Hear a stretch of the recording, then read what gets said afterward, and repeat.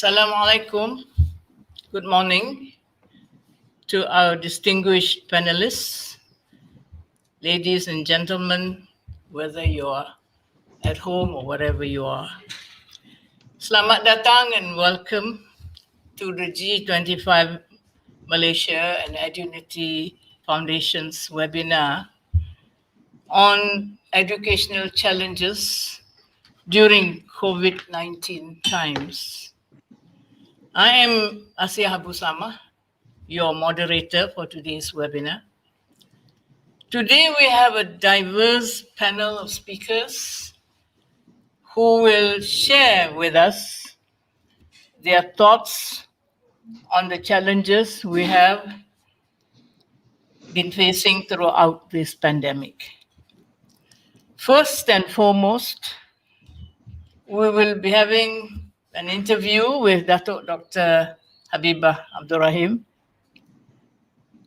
our Director General of Education Malaysia from the Ministry of Education. Hello, Dato'. Hello.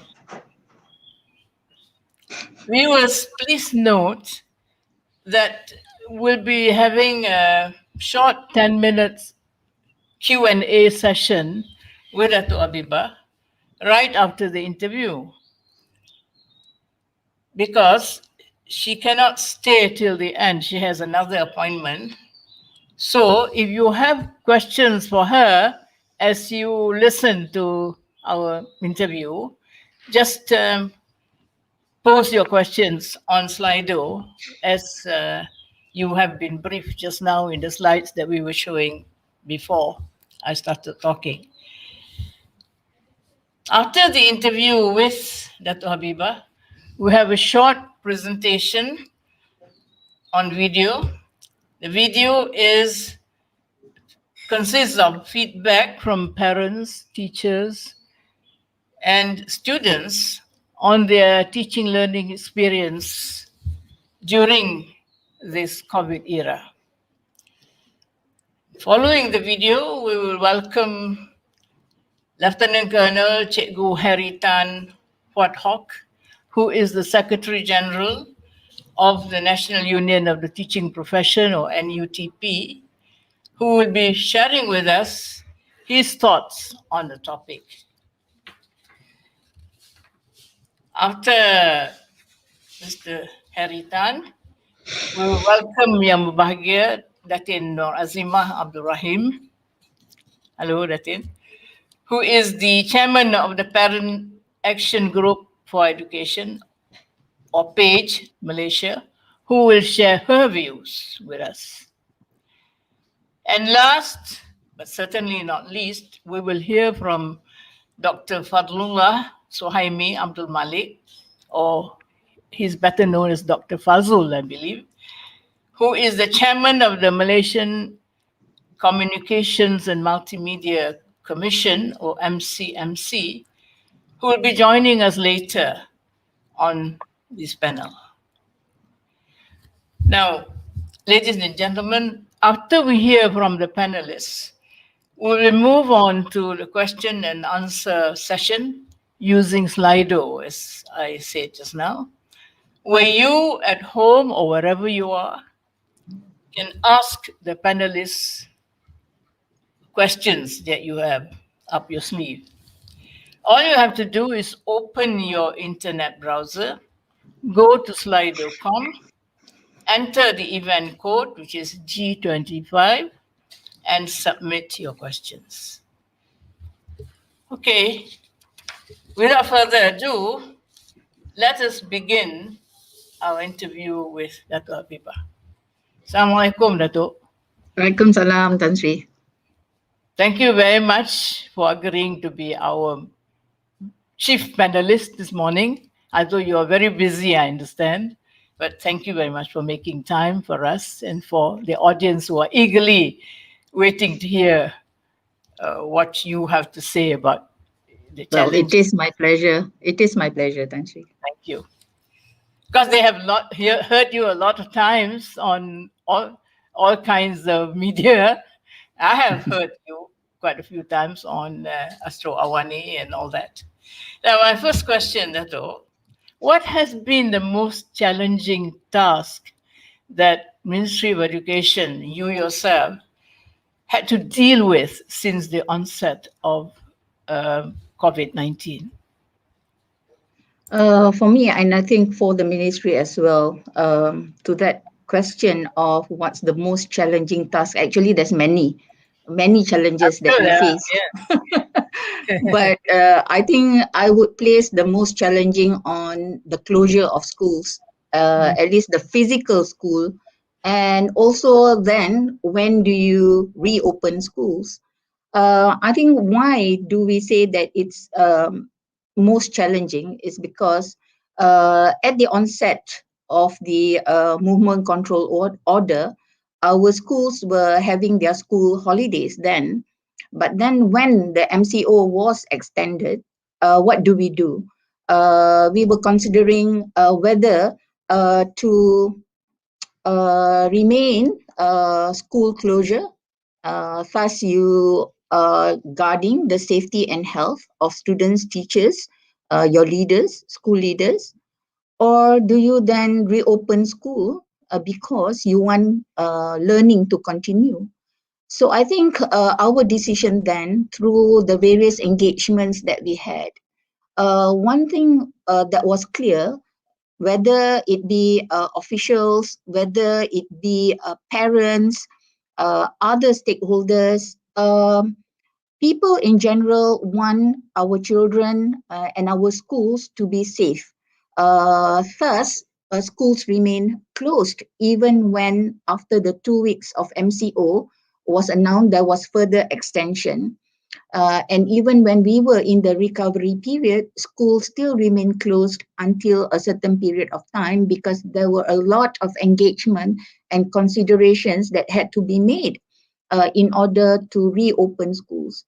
But while school remain closed, learning needs to happen. Yes. And how do we do it? Our teachers, our students, our parents are not ready for this kind of situation where learning is not in the physical school, learning happening at home, or some may call it remote learning. So we needed to take that decision where teaching and learning needs to happen, but how would that take place? So those kind of considerations were very difficult during the onset of the pandemic COVID-19. So, what was your immediate decision? What modes of teaching learning did you recommend to the schools then? Yes, I think what we did was at the first instance we said that look at the suitability between the teachers as well as the students.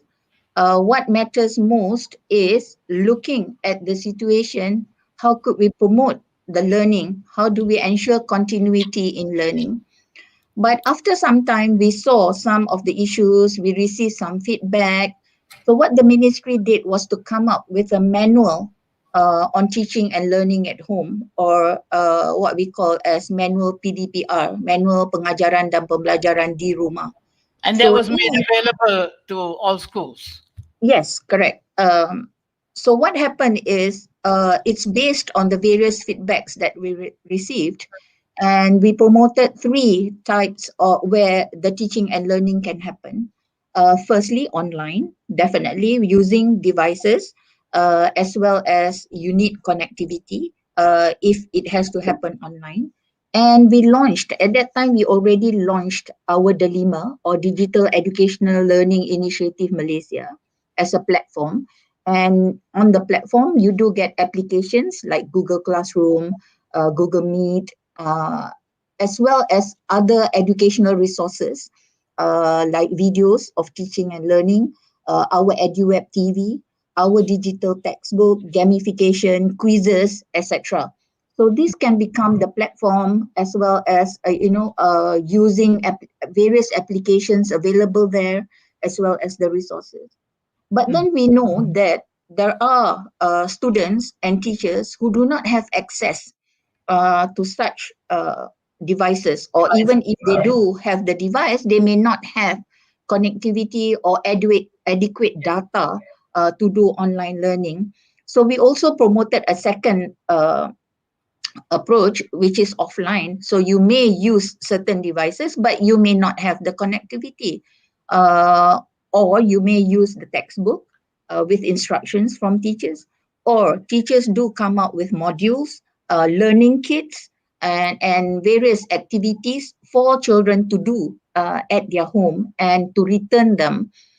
So you may see examples of schools where they place these various resources in the school, like at the guard house, so that parents can come and collect, and also to return and take the next batch of activities for the children. So even that is a challenge, because our teachers were more focused on giving activities. So parents were saying this looks more like homework. Thus, that too is put within our manual, that other than activities, teachers also need to put in those instructions, those content that will enable the students to have self-access learning before they do embark on certain activities or projects. The learning needs to happen first. The other is through off-site method, where you may have spaces closer to children's home that is safe, and of course we need to take safety measures. But teaching and learning could happen there as well, but in smaller numbers. But during the early MCO, no such thing happened. But later on, when there are more flexibilities, we do hear of we have examples of off-site teaching and learning happening as well. Yeah. Now that schools are reopening again, in stages, Yes. Mm-hmm. What have been the steps taken by the ministry at the central level and the education departments and PPDs at state and district levels to ensure maximum safety of teachers, of students, of support staff in the school when they return to school? Okay. 2021, we've had the experience of 2020, where schools closed 18th of March when we enforced the MCO. The And first then, right. So when we went into the recovery mode, we also started to reopen our school, but in stages in June. And we started with the exam classes first, because we need to prepare them for the exam. But as you know, we couldn't have the exam like SPM 2020, and we had to bring it forward, because we also need to look at the readiness of the students, whether they have sufficient time in terms of preparation, because the exam is important for their future learning, as well as for work. So those kind of considerations went into place: who to come back first, and who next. But then when they do come back, what kind of things do we consider that needs to be taken into account? Because the pandemic is still there. Only that at that point, it has declined, and we could be more flexible in terms of children returning to school. So we came up with a guideline on reopening of schools. That was our first guideline. So in that guideline, we looked at when students enter schools, what needs to happen. What needs to happen when children are in school, in the classroom, and safely dispersed from school.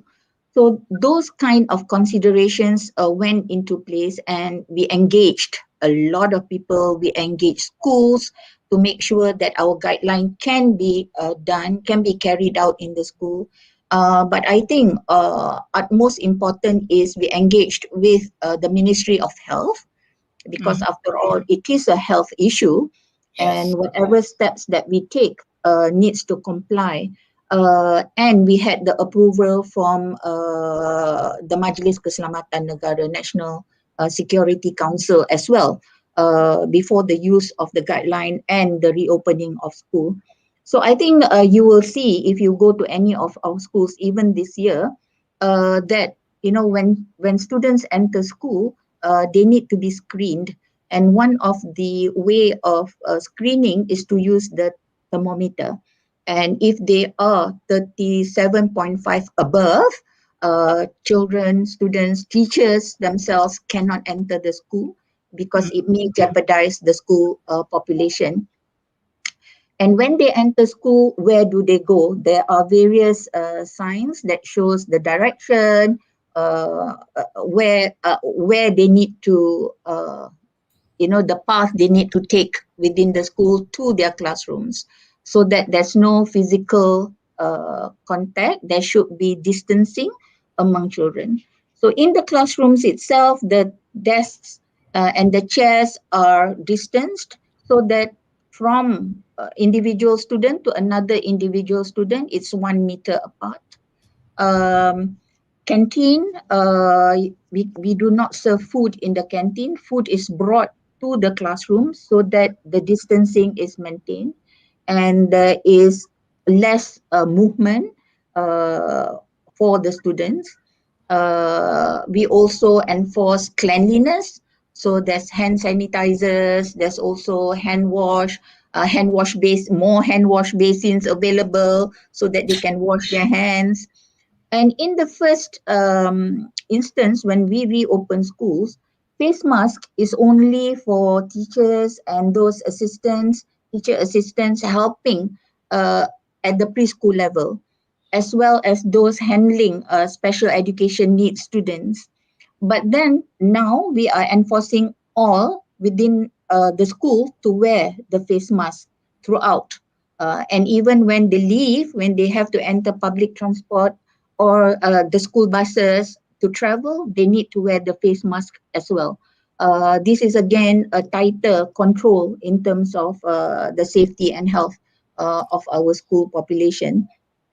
Yes. And I think the most difficult is when students enter school, they come at different times. So it's not like a rush.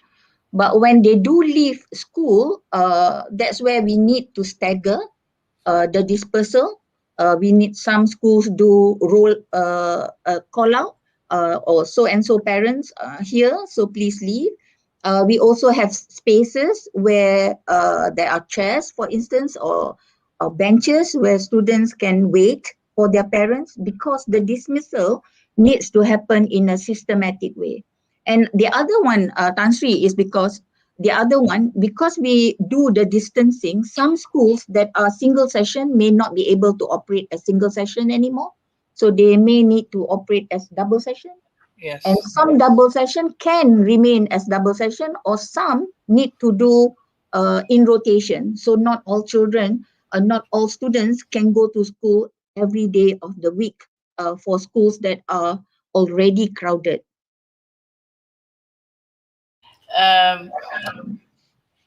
You mentioned at the beginning that your biggest challenge was the closure, having to close schools and having to think of alternative methods of continuing teaching learning. The American CDC, not the Malaysian CDC, the American Center for Disease Control and Prevention in the US has done a study of American schools during COVID, and they came to the conclusion that it is safe for schools to open as long as the things that you mentioned just now, constant washing of hands, wearing masks, observing physical distancing, or rather social distancing, is observed. In your view, how applicable is this to the Malaysian situation? I think I've mentioned about our guideline that has gone through a series of discussions. So we are very confident of the guideline itself, and we have improved upon the guideline. So Other than the guideline on reopening of schools, once schools have reopened, we have improved. And now we are already on the third guideline, which is a further improved version because of stricter regulations, and we have learned more about how to handle the situation. So I think it's a matter of compliance of the guideline.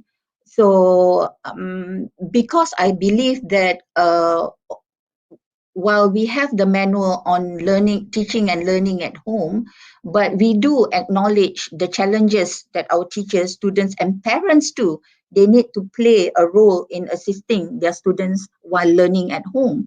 So taking those challenges into account, access to communication, readiness, and so on and so forth, coming back into the physical school is still, I think, the better choice if we want learning to happen in a more effective way.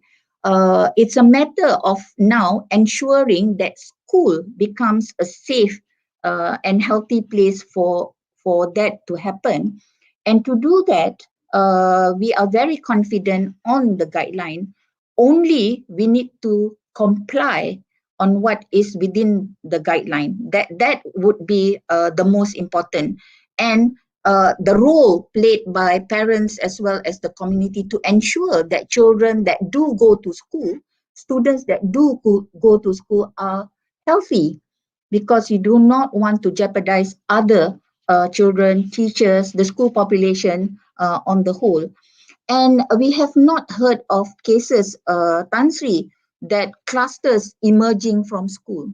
It's always, even if any student is positive or teachers are positive, it's from the outside. It's not emerging from our school. And I believe that when we reopened school on the 20th of January for the exam classes 2021, and then on the 1st of March for the preschool year 1, year 2, as well as all the other years in primary school on the 8th of March, attendance has been good. It's between 93 to 96%. So I believe that in a way shows the confidence of our parents in sending their children to school. So I think as long as we can ensure that there's compliance in entering our school, within our school, and also how we manage, the dispersal of schools, making sure that they get home. Well, it's difficult to ensure they get home safely as long, within outside the gates of our school. That's also very difficult. But our schools, I believe, our teachers are committed to ensure that safety, is In other safeguarded. words, Atul, should there be a third MCO, God forbid, would the ministry recommend that schools remain open?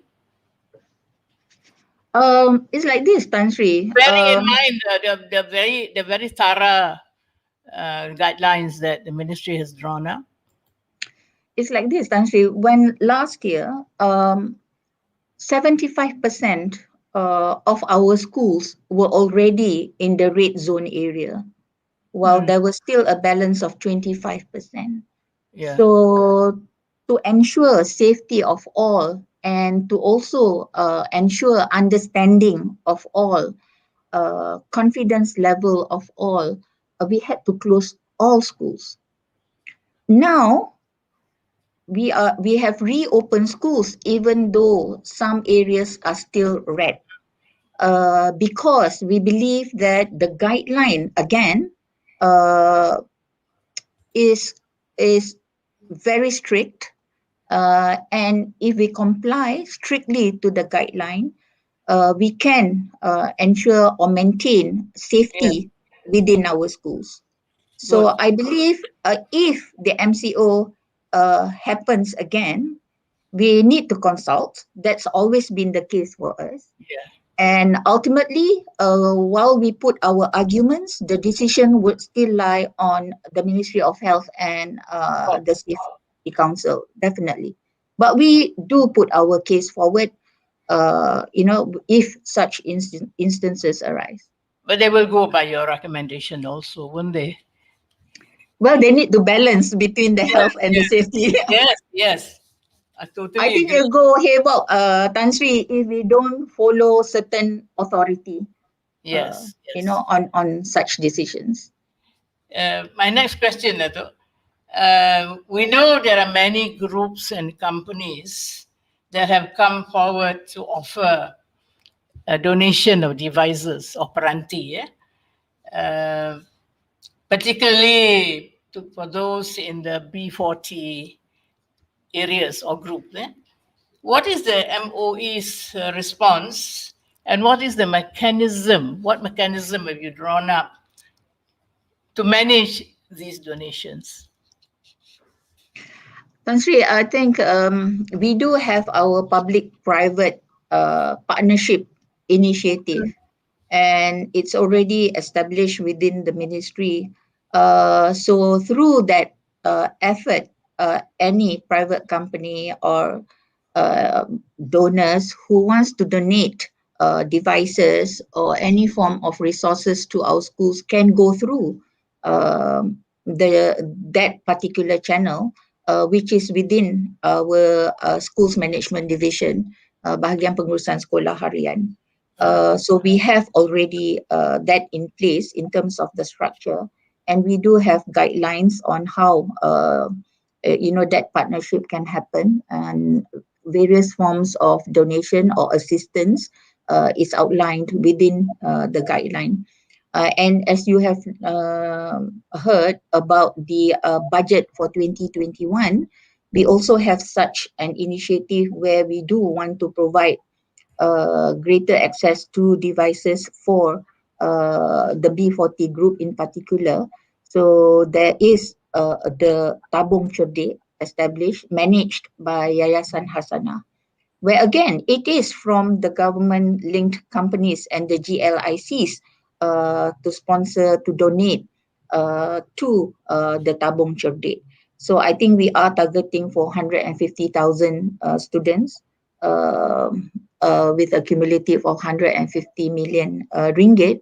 But then again, that would not cover the whole population of even the B40 students. So the ministry would definitely appreciate donation, sponsorship from others to the initiative as well.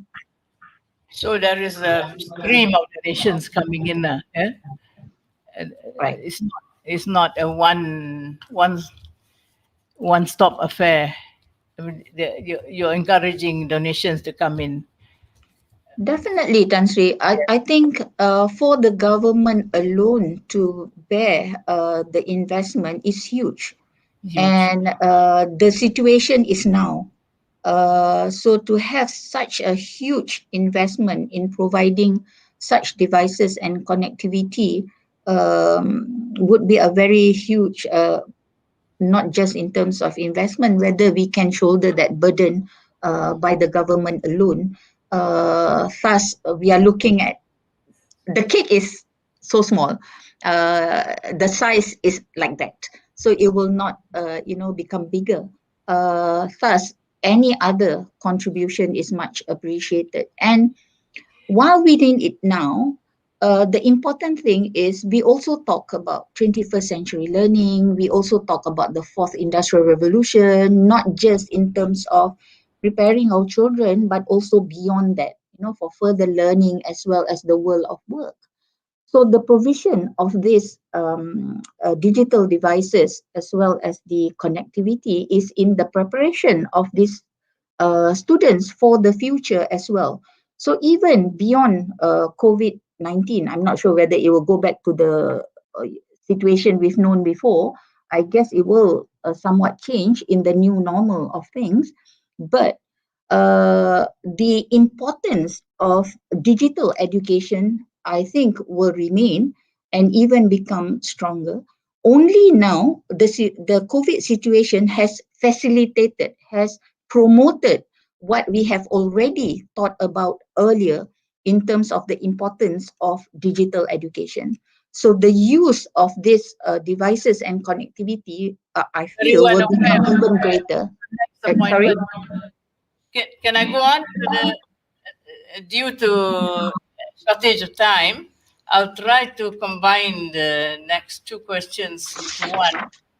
Um, were you able to seek feedback from the various stakeholders like the teachers, students themselves, parents, educational experts, and technology specialists, since you are dealing so much with technology, in devising your strategies for the smooth and effective running of schools?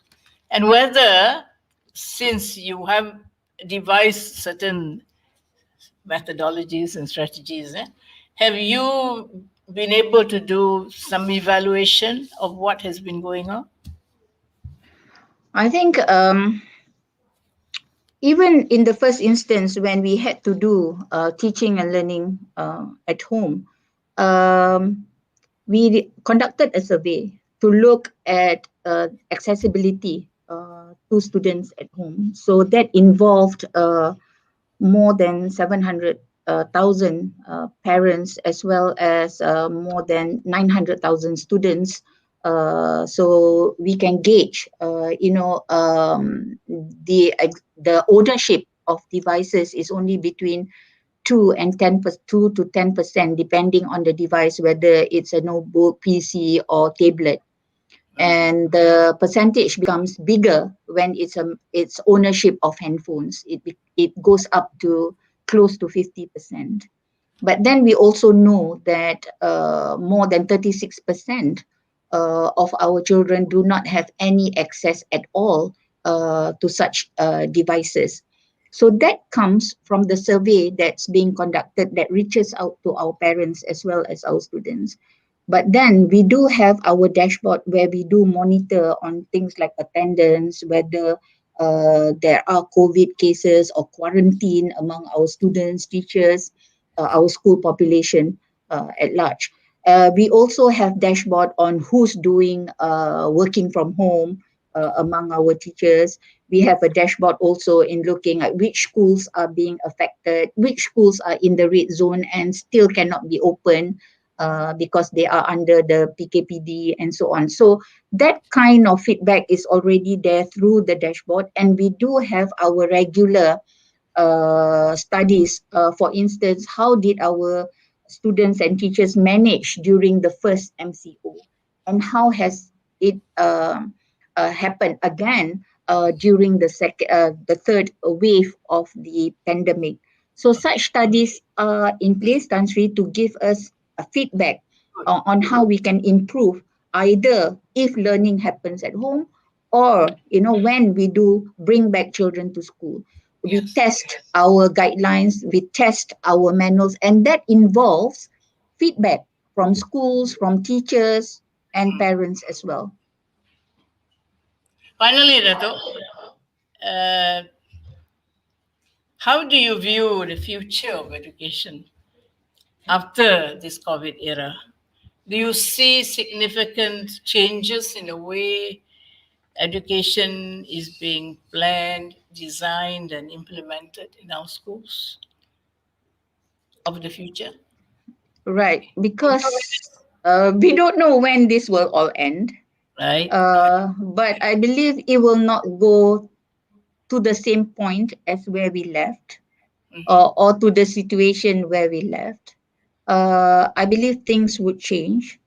And based on what has and is happening now, I think of importance, for instance, among our leadership and our teachers within the school, is more of a strategic approach and the ability to be able to scan the uncertainties, uh, what is happening within the situation, and to make the appropriate changes. That is very important, because we have always remained in quite a stable kind of situation. Things do not happen so rapidly within the education. It takes a long time for things, even if within our transformation, it takes time to transform. But the COVID has shown us that things need to be handled quickly because of the uncertainties and the dynamic things that's happening during the COVID situation. Even what needs to be done in school, messages that goes to school and through the various layers through our state and districts, it happens continuously and quite rapid changes. So that ability needs to be there within our leadership and our school population. But I also see that the digital learning or education needs to also be further promoted, because while we have started it and further promoted it during this COVID situation because we need it, but the future too requires us to further leverage on what we have tried to embrace now. Thank And you. I think of importance when you say whether we receive feedback and so on and so forth, I think the point is we need a lot of cooperation and support from all our stakeholders. That has strongly emerged during this period. Yeah. Thank you very much for your insights and very uh, informative sharing that you've done with us. Now, I've already got a number of questions for the next. I don't know how much time we've got. Uh, I know you have to rush off, and we have other speakers waiting to come on. I'll take the first question. Are there any programs of teacher training for online teaching that the ministry has employed? Definitely, Tan Sri. Even before the COVID situation, we've already improved and increased upon the number of courses that is being offered online, because we know that this is a way to go. It's a matter of having greater access for our teachers uh, to do their professional development, because they can do it at any point of time and at their own convenience. It's at their own pace as well, and it's also a cheaper investment for the ministry. So we can further improve on that so that it becomes more efficient and effective.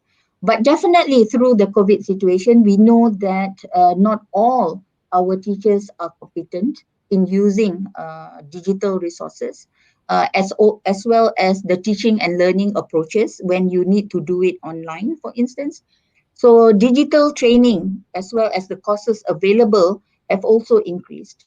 And recently, when we looked at what kind of professional development that we are planning for this year, I'm 70%, in fact, of our courses are geared towards digital training, whether through digital training or on digital training, because from our gap analysis and what is required by our teachers, a prominent that has emerged is our teachers wants more of training on this particular area. I'm sure they do. Yes. Yes. The next question I'm thinking of picking up, you've already answered. The next question is, will the ministry consider decentralization, the decision-making power, to various state and district education departments on whether to continue with physical or online learning? To decentralize that decision? Yes. Yes. Okay. Or is it already decentralized? Decentralize the decision whether to do physical learning or online learning. Yes, yes. We have not come to that consideration at all, Tan Sri, because education is still a central matter. And I think I was involved in case study of Malaysia, where Malaysia is seen as being able to cope with the COVID-19 situation well in terms of education. So the case study involves looking at how decisions are made So I think among the things that emerged in the case study is because at the early stage, we were very central. There is the You authority. needed to be, Boon, kan? Sorry? You needed to be because, Exactly. So we yeah, cannot have people making various decisions on their right. own. So Yes. we take it as a matter of health and security. So we Mm. need to rely on that authority. But as time goes by, the various ministries had more say. So we can bring forward our agenda and our proposal, and that is being considered as time goes by. But in the first instance, we had to rely on that authority to agree or not on things of such safety control. So I think at this point, whether to allow decentralization of physical schooling or online learning, meaning learning from home, is not a matter of to be considered at this point, because even in the reopening of schools, for instance, we do need to take into account how the pandemic situation is, and it is still a matter of health and safety. Nancy. Yes. Thank you. Now, the last question I think that you would have time for is, did you find any weaknesses in the education system since COVID 19? And how has that impacted the system?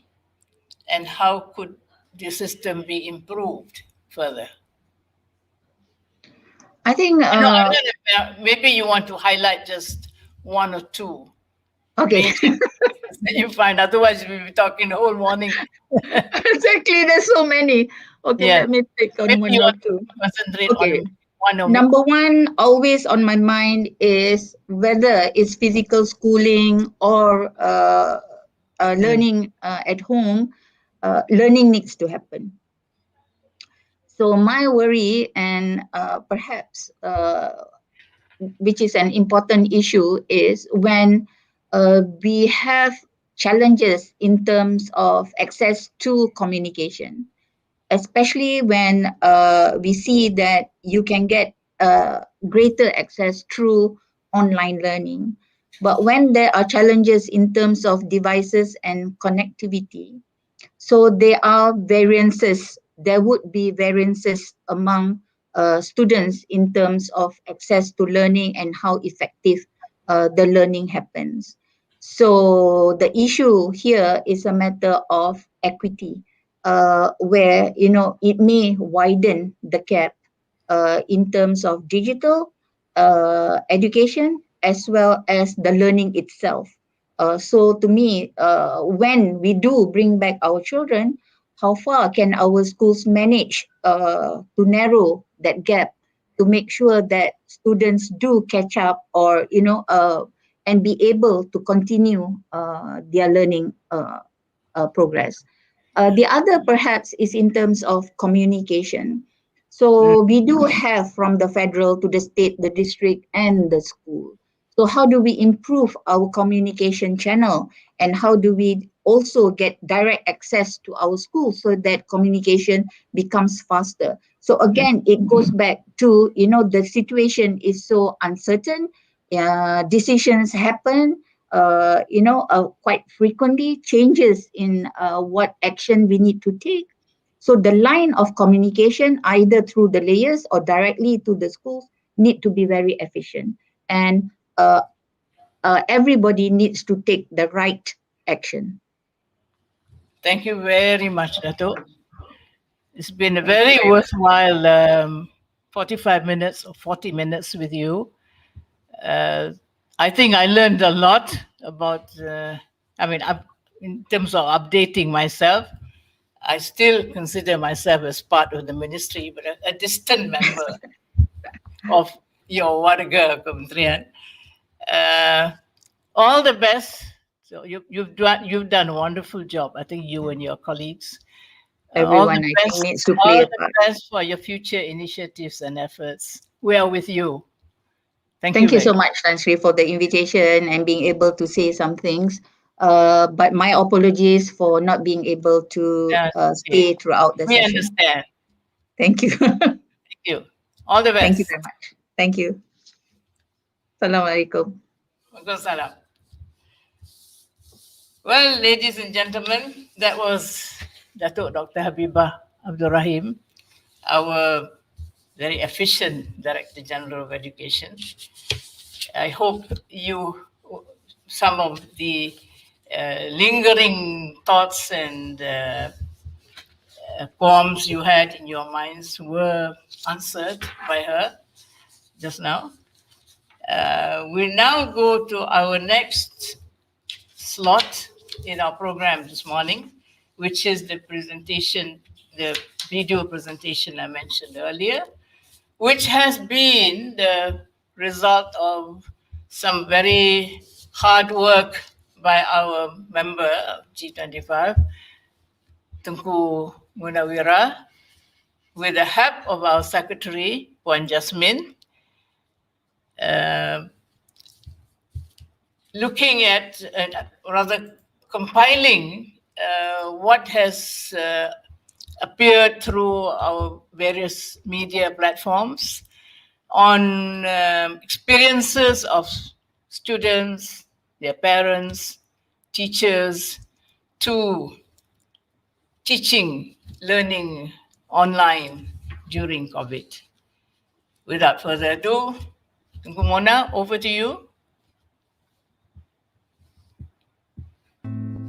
Video ini dikumpulkan dari YouTube dan TV berkenaan dengan pengalaman pembelajaran di rumah dan pandangan ibu bapa dan juga para guru dan juga cadangan untuk menjadikan PDPR lebih efektif. Kami ingin memberi penghargaan kepada pemilik video yang telah memberi kebenaran untuk menggunakan video mereka. Terima kasih banyak-banyak kepada Topik at 7 di NTV7, Malaysia Now, Cikgu Faiz Hambali, Cikgu Zura Zahrin, Consider This dan Agenda Awani dari Astro Awani dan juga Astro Tutor TV SMK Study Squad. Pendidikan digital negara kini menjadi tumpuan utama hala tuju pendidikan. Jadi, macam mana kita boleh capitalize dengan pengalaman PDPR yang telah dipraktikkan sejak pandemik ini agar matlamat pendidikan digital negara dapat dijayakan? Ikutilah video ini seterusnya.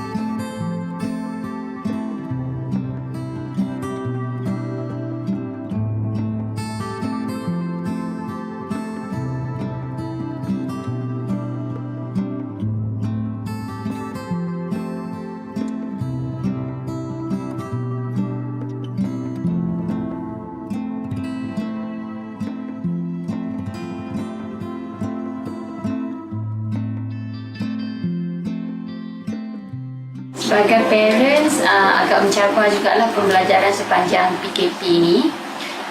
Sebabnya selain tugas sebagai suri rumah, kita kena tanggungjawab di rumah. Dalam masa yang sama kita juga kena tengok pembelajaran anak-anak. Walaupun sudah ada timetable, ada kelas, tapi kita masih kena pantau apa yang anak-anak buat waktu persekolahan mengikut jadual yang telah diberi oleh guru masing-masing lah.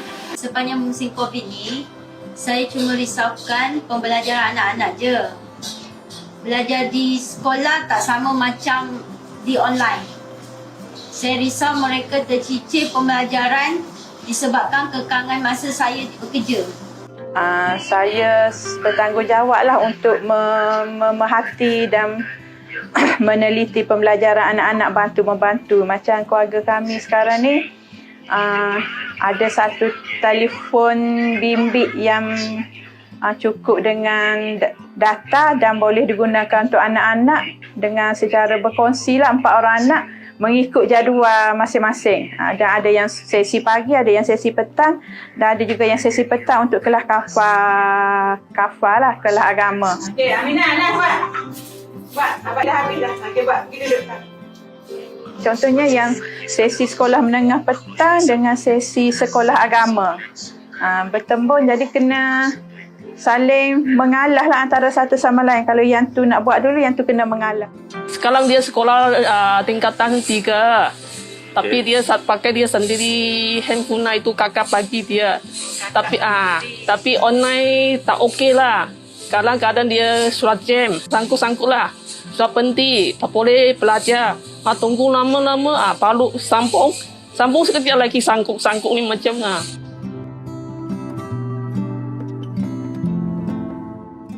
Kalau di rumah, kita mempunyai 2 tanggungjawab, iaitu sebagai seorang anak dan juga sebagai seorang pelajar. Jadi sebabkan kita ada 2 tanggungjawab yang berlainan, mungkin susah untuk beberapa orang pelajar untuk membahagikan masa bila nak tolong mak ayah, bila kita nak fokus tadi. Jadi hal ini akan membuatkan seorang pelajar itu terbeban dan terasa susah untuk catch up ataupun follow dengan online class. Dan kekangan yang kedua adalah kekangan masalah internet. Hal ini adalah merupakan satu perkara yang amat saya terasa geram sebab mungkin ada beberapa orang pelajar yang sudah mempunyai semangat untuk menjalani online class, tapi sebabkan kekangan internet mereka tidak boleh akses kepada kelas online ataupun join Google Meetings, Teams, Microsoft ataupun Zoom. Pembelajaran secara online tidak efektif untuk menjadikan seorang pelajar itu untuk SPM. Bagi saya mengambil perkara ini sebagai positif sebab belajar melalui online class ni dan semasa di rumah sangat efektif bagi saya sebab dia dapat memberikan saya motivasi supaya saya terus untuk belajar tanpa membuang masa dan selain itu dia juga membuatkan saya to keep myself busy on something good other than tengok movie ataupun tidur dan sebagainya sebab dekat rumah kan. Dan apa yang saya cuba cadangkan adalah saya harap agar guru-guru dan pelajar juga, terutamanya sekali pelajar lah, agar belajar secara berkomunikasi secara 2 hala. Dia memang berbeza daripada physical class, tetapi cuma perbezaannya adalah melalui skrin. Jadi kalau kita buka kamera dan juga voice, cikgu-cikgu boleh tahu kita punya prestasi dan pelajar itu sendiri boleh make themselves belajar apa yang diorang patut belajar dan tidak dapat elakkan diri diorang daripada buat perkara lain di belakang kamera. Persediaan perlu ada internet yang stabil, kemudian kena pastikan ruangan pembelajaran terselesa. Kekangan sudah semestinya daripada segi internet lah. Terkadang sambungan kurang memuaskan dan tak semua juga yang mampu ada di gadget. Dan bagi saya kekangan tu persekitaran lah yang agak bising, tak mampu nak kawan. Bagi saya, salah satunya bahan yang kita nak buat tu susah sikit lah. Saya nak rekod tu macam susah sikit. Saya seorang, saya tekan, saya pergi, saya tekan, saya pergi, saya tekan, saya pergi. Kadang-kadang kamera jatuh lah, kadang-kadang lupa lah. Tapi keperan lah pada anak murid susah sikit. Dia nak tahu dia ni buat sendiri ke. Mungkin ada bantuan ibu apa tu, tak kisahlah, janji dia buat juga kan. Tapi saya rasa tahun ni saya adalah puas hati sikit sebab ramai juga ibu bapa yang menyuruh anak mereka buat latihan-latihan yang saya bagi. Jadi saya rasa seronok sikit macam berbanding tahun lepas dia tak ada respon. Pandangan saya PDPR yang dijalankan pada waktu sekarang ni di musim COVID ni sangat mencabar. Contohnya seperti saya di kalangan umur pertengahan begini, di mana kami terpaksa mencuba sesuatu yang baru, terutama dalam bidang IT, kena buat video semua. Cabaranlah kepada guru-guru yang sama seusia dengan saya. Kami belajar untuk mempertingkatkan lagi pengetahuan dan kemahiran kami. Okey, pada saya PDPR ni agak sukar sebab saya mengajar murid masalah pendengaran. So murid-murid saya ni murid tahun 1, nak berkomunikasi dengan mereka pun isyarat mereka agak terhad. So saya lagi prefer bagi modul pada diorang untuk PDPR ni. Saya biasanya ambil video waktu malam bila kita nak mengajar. Kalau macam kelas saya hari Khamis, saya hari Selasa ke hari Rabu malam tu siap-siap ambil video, semua kena edit.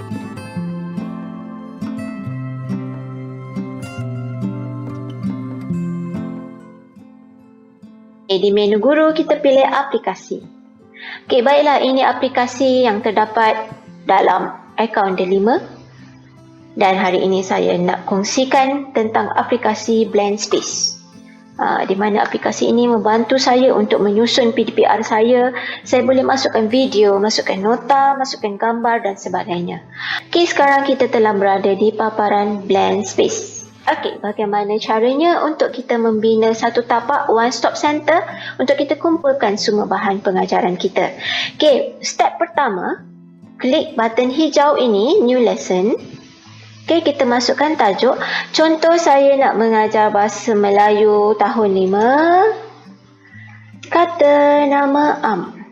Okey, saya masukkan tajuk. Kemudian sebelum kita teruskan dengan step seterusnya, sebelum tu kita ketahui dulu button-button yang terdapat di bahagian kanan.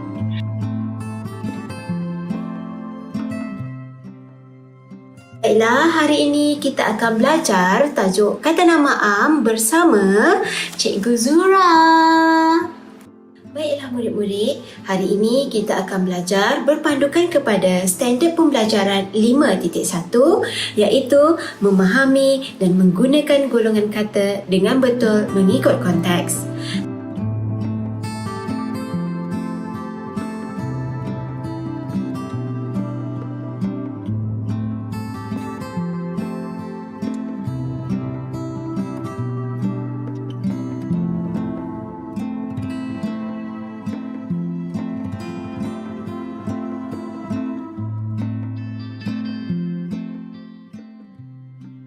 The question is, apa yang kita boleh selesaikan dalam jangka masa ini menggunakan situasi pandemik ini. So I just want to share with you apa yang kami lihat, trend-trend yang mungkin muncul dalam pendidikan online yang mungkin pihak kementerian saya berharap menerusi program ini, mereka dapat sedikit ambil sedikit idea untuk menambah baik konten-konten yang sedang mereka laksanakan melalui TV pendidikan is the concept of binge learning. So kalau kita lihat Netflix, they go on the strategy menggunakan binge watching, di mana you akan lihat satu program, very short but you learn effectively.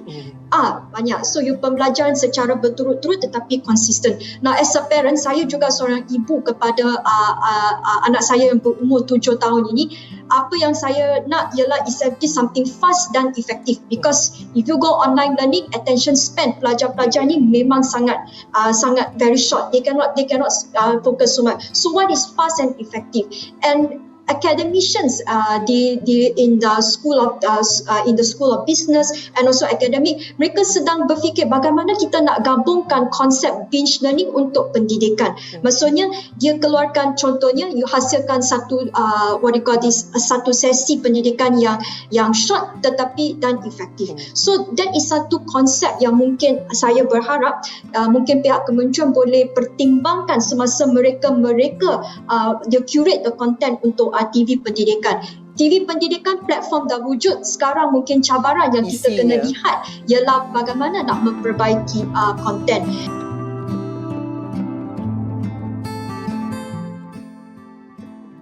What we also need to remember is that an education channel cannot replace learning entirely, but it has a lot of potential to spark the love of learning when done right. To make it short and sweet rather than a really long lecture for students to sit in through. So we should not make completing the syllabus or translating the textbook into TV delivery, but make the objective of an education channel to be of sparking enough interest and curiosity for students to find out more after the show is over, rather than learning everything during the time of the show. Personally, I think edutainers should be delivering the lessons. And edutaining is a very specific skill set that does not necessarily come naturally to educators or entertainers. So this is where I think it's a brand new job, I guess, edutainers, where teachers should be consulted as the experts of the education content. They know the syllabus, they understand the learning objectives. The people in TV then should be the entertainment experts to ensure it fits for TV, where viewers are mostly watching passively and has many other options to watch. So just looking at our experience, ours has done so many educational shows, from financial literacy to coding and programming to SMK Study Squad. My team is great at coming up with themes for learning because they're trained teachers. But the production team, from the scriptwriter to the producers to the young talents, they were amazing at turning them into something that is entertaining. However, this could not have been done without one or the other. More of this collaboration needs to happen to make learning from TV much more effective. If the delivery is going to be a lecture-based show, I don't think it's going to be very effective for most kids to tune in.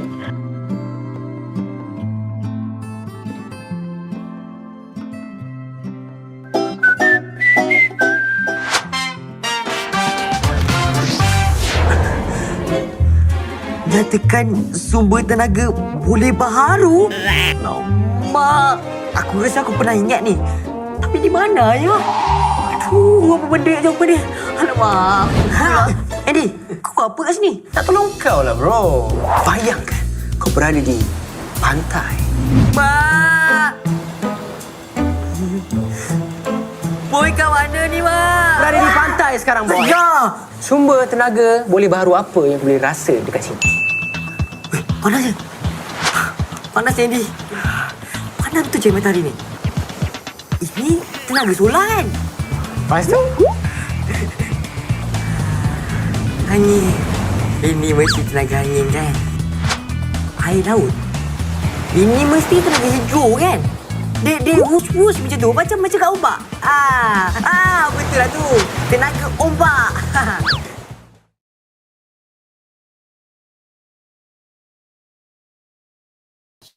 Very interesting. Thank you very much, Tunku Mona and Jasmine.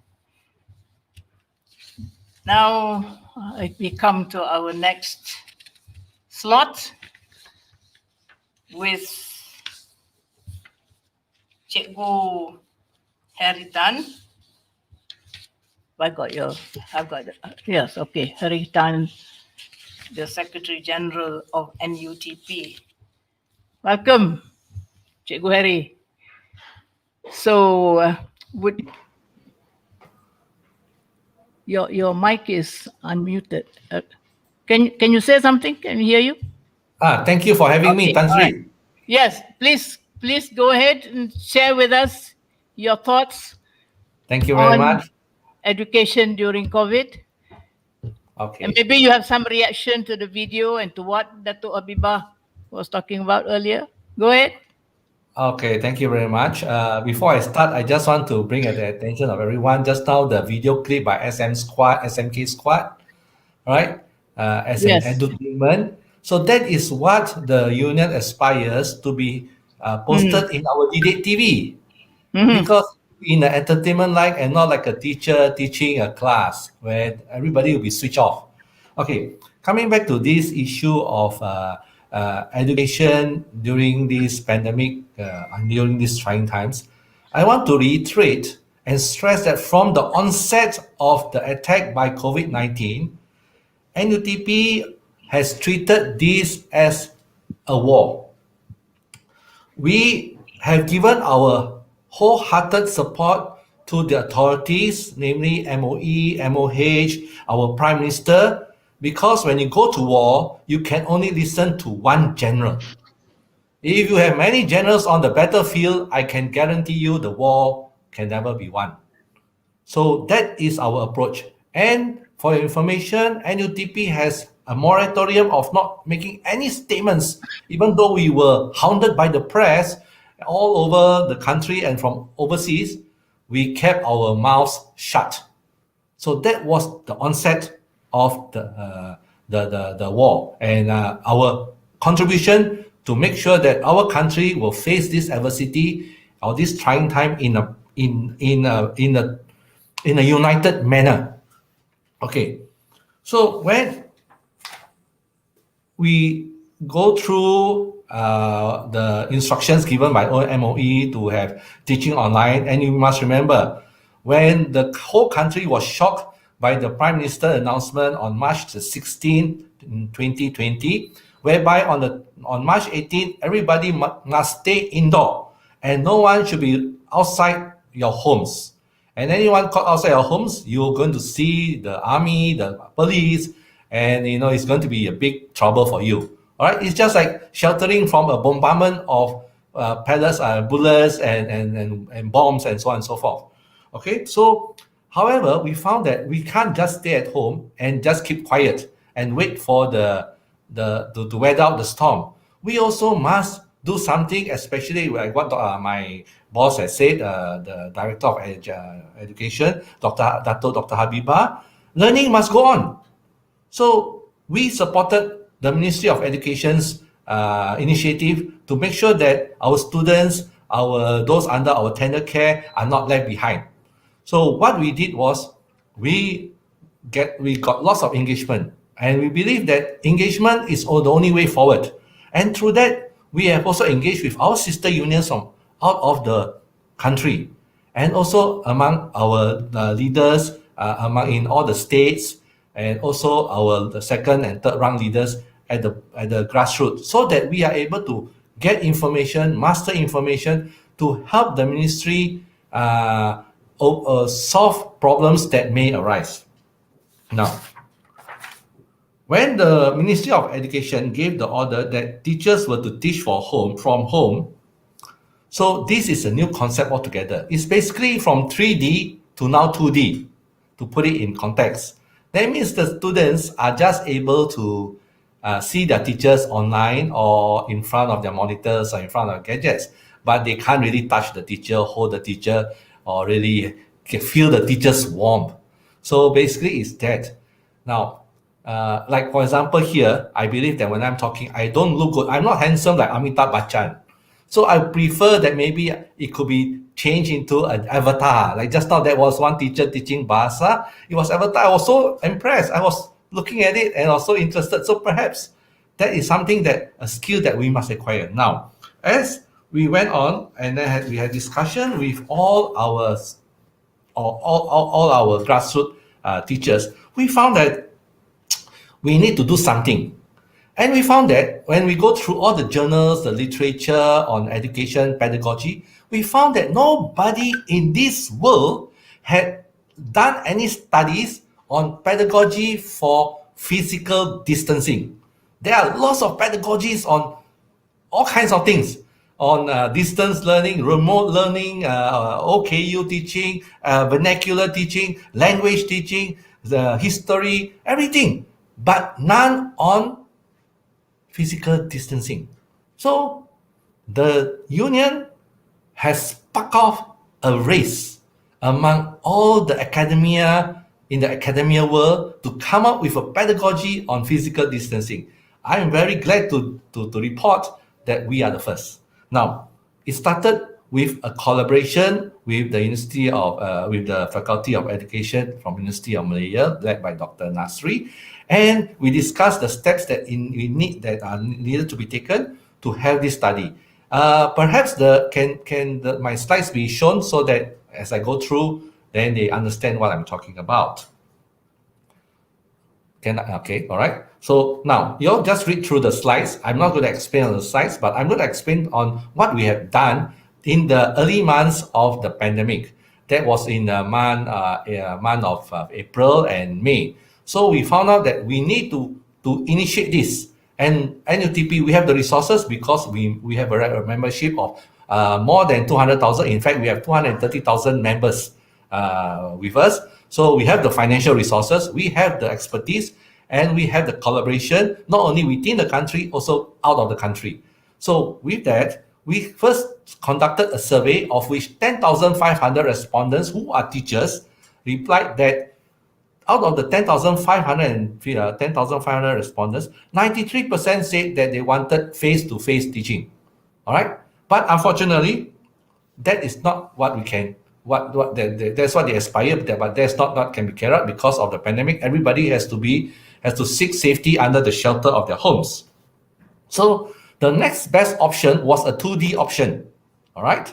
So that is what everyone was touting at the time, that we teach from home, we have these online classes and so on and so forth. So, but it was just something like done in a haste, in a ragtag manner. It was not in a scientific manner, like what I want to use. I want to use the word in a pedagogical manner. The pedagogy of teaching in physical distancing.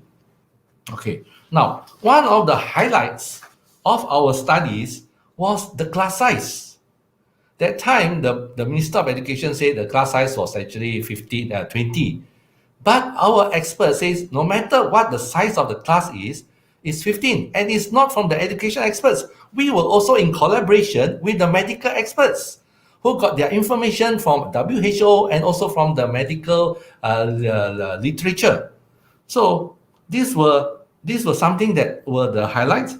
And in fact, one of the things that came out, can you just show the next slide, please?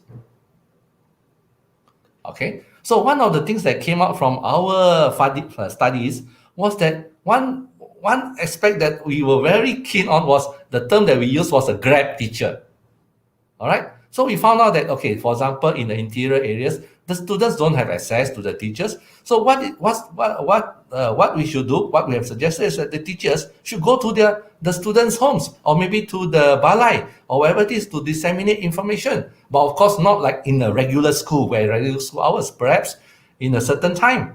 Or in towns where some of those are from the B40 who can't afford the gadgets and so on, we can prepare the modules and live at the guard houses and ask the parents to come and get from the guards. So these are all the things that we have taken into account when we did the study. Can you show me the last slide, please? Okay, so what I'm showing you is that, of course, I think it's hard for you all to see, but I mean later, if you all need this information, you can write to us. In fact, we have already prepared books on it. Only thing, the English version is not out yet, but the Bahasa Melayu version is already ready. So if anybody requests, we will gladly share information with us. Our information with you, our studies with you, our findings with you. And of course, on hindsight, we find that our study has not been so comprehensive, but because there are limitations, it's on and off. It's not that we are doing this with a free, in a free world manner. We have so many restrictions. We can't move around. We can't get our experts to come together. And on hindsight, there is something that we have left out: physical pedagogy for physical education for TVET. All right. So that is one aspect that we have not really looked into it seriously, but we will do it once it's maybe in our future plans. So these are the things that we have come forth, and these are our studies. Now going forward, we are most action motivated. We do what we say. We are not NATO. No action, talk only. For example, when we talk about 2D, so we know the constraints of our students. Many of them do not have the gadgets or do not have access to internet and so on and so forth. So for access to internet, that we have been pressuring the government, asking the government to come out with, to maybe release the licenses, make it an open system. Everybody can jump in and provide whatever internet connectivity they have using their latest ideas, using their latest technology. If you restrict, you constrain, you are not going to get very far. But when you open up like the YouTube, there is the platform, there is the availability. I tell you, we are going to get ourselves connected in a shorter manner. Just like how internet was given birth to. It was not done by any government, it was not done by any corporation. It was just done by a few students in the university starting off connecting their computers, and it turned into a very big thing. So this is something that we must learn from history. Secondly, now we understand many of our students do not have the gadgets. We have started a pusat. Yeah, sorry. You have 2 minutes more. Okay, I'll finish it off. We have started the Pusat Amal NUTP, and we have written to the listed companies, we have written to the donors, we have written to philanthropists, and we ask for used gadgets. We have some budget, and then we take the used gadgets, we redo them, we repair them, and then we give to students who are able to study, but maybe they are not in the B40. If they are in the B40, of course, they'll get priority, but we give to students who are able to study on recommendation by our members who are teachers on the ground. And I'm glad to report that the Sun Dairy have helped us, and we have got some from the public. And recently, last week, we had a tie-up with YTL Foundation. They have given us 1,000 units of handphones, and we are in the process of dispersing them to our friends, to our students throughout Peninsular Malaysia, and we are giving 400 of those, 200 each to Sabah and 200 to Sarawak. Thank you very much, Tan Sri. Within the time, Cikgu Hari. Well, that was interesting. I look forward to reading your guidelines on, what do you call it? Physical distance teaching. Pedagogy on physical distancing. Yes, thank you. Now, I'd like to move on to Lembaga Datin Azimah. Assalamualaikum, Datin. Waalaikumsalam dan She is all geared up to share. I mean, she has a lot to share, I know. Would you like to start off, and I might pick up on some of the points that you bring up, please? Thank you, Tan Sri Asia. I'd like to quote the DG of Education when she said that teaching and learning needs to happen first. And I agree with Cikgu Hari for all the efforts that the teachers have made during these difficult times. As we confronted COVID in March 2020 with the MCO, of course, all of us were told to stay home, which I did. But I had the opportunity to observe a Standard 4 student of a top primary school in Kuala Lumpur having online classes throughout 2020 and then moving on to 2021, Standard 5.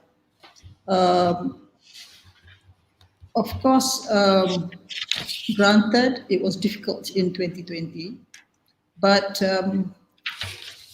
I think lessons were learned and training was conducted throughout 2020 so that 2021 would be better. Yes, it was better, but unfortunately there were still some weaknesses from teachers, and I'd like to highlight some here. For instance, there was also always one or two teachers who was never punctual for class. There was also one instance whereby the teacher didn't appear at all, and the students waited a whole hour for her to appear. The next time she appeared for the class, she did not even apologize. So I think this is a very serious matter. I also noticed that teachers did not make use of the time that's allocated for her or him to be with the students.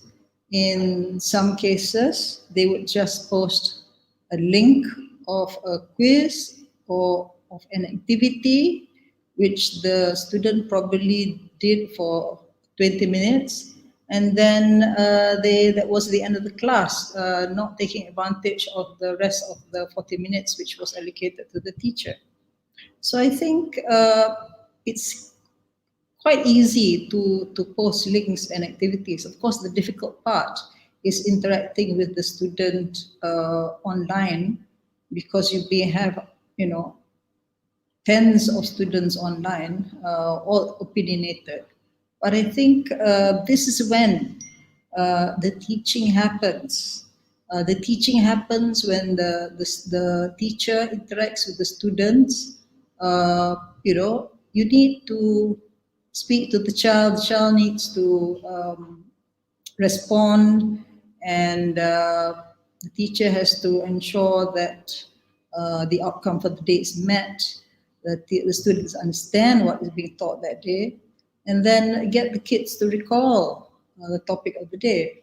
And this can be done within that hour. So I'm afraid that time is already lost with COVID, and when there is the opportunity to make up during these online classes, teachers still don't do that, unfortunately. So it's very difficult for the students to say anything more. They'll just accept that that is that, and when even they probably like it because it means going back to playtime. or going back to sleep or going to watch TV. But not all parents are able to watch what's going on online, and of course most of the kids probably don't tell their parents that the class was not conducted properly. But feedback does not get to the school leaders, one. And secondly, I feel that even though times are difficult, it does not mean that school leaders or even Jemaah Nazir cannot come into these online classes and assess the teachers. So I think this was a serious weakness of the system during online classes. I also feel what needs to be said is that teachers assume that students have printers in the house. Of course, those who have will say they do, and those who don't will just keep quiet. And even some students, they may have printers, but they won't print the work because they don't want any homework. So I think it's a serious assumption to make by teachers to assume that students have printers at home, that they will print the homework and do it and file it, whatever it needs to be done. So while this is just one instance, which probably can be brushed off, but it does affect that one class or that one level of students, and that's just one subject. Sometimes it's two subjects, and especially with language, for instance, Bahasa, English, and Arabic even, or Mandarin, you need to interact with your students. You cannot just post links and expect them to self-learn at this stage, especially with primary school. So, Datin, is that the biggest problem as you saw it? Yes, I think so. The lack of interaction or the no interaction in some cases? Yes, because this is the beauty of online learning as opposed to of any learning, isn't it? Yes, and this is when you want to interact with your students as much as you can, and students actually look forward to this interaction with their teacher, because to them the teacher is so precious to them, So well before we would probably see instances of teachers coming late, being absent from class, or coming in class partially only. You see this happening online as well, unfortunately. How rampant was this, Datin? From what? Well, I was only able to see that one class because I was at home and I don't have access to any others. I'm a guardian to this student. I'm not even a parent or a grandparent. So I don't.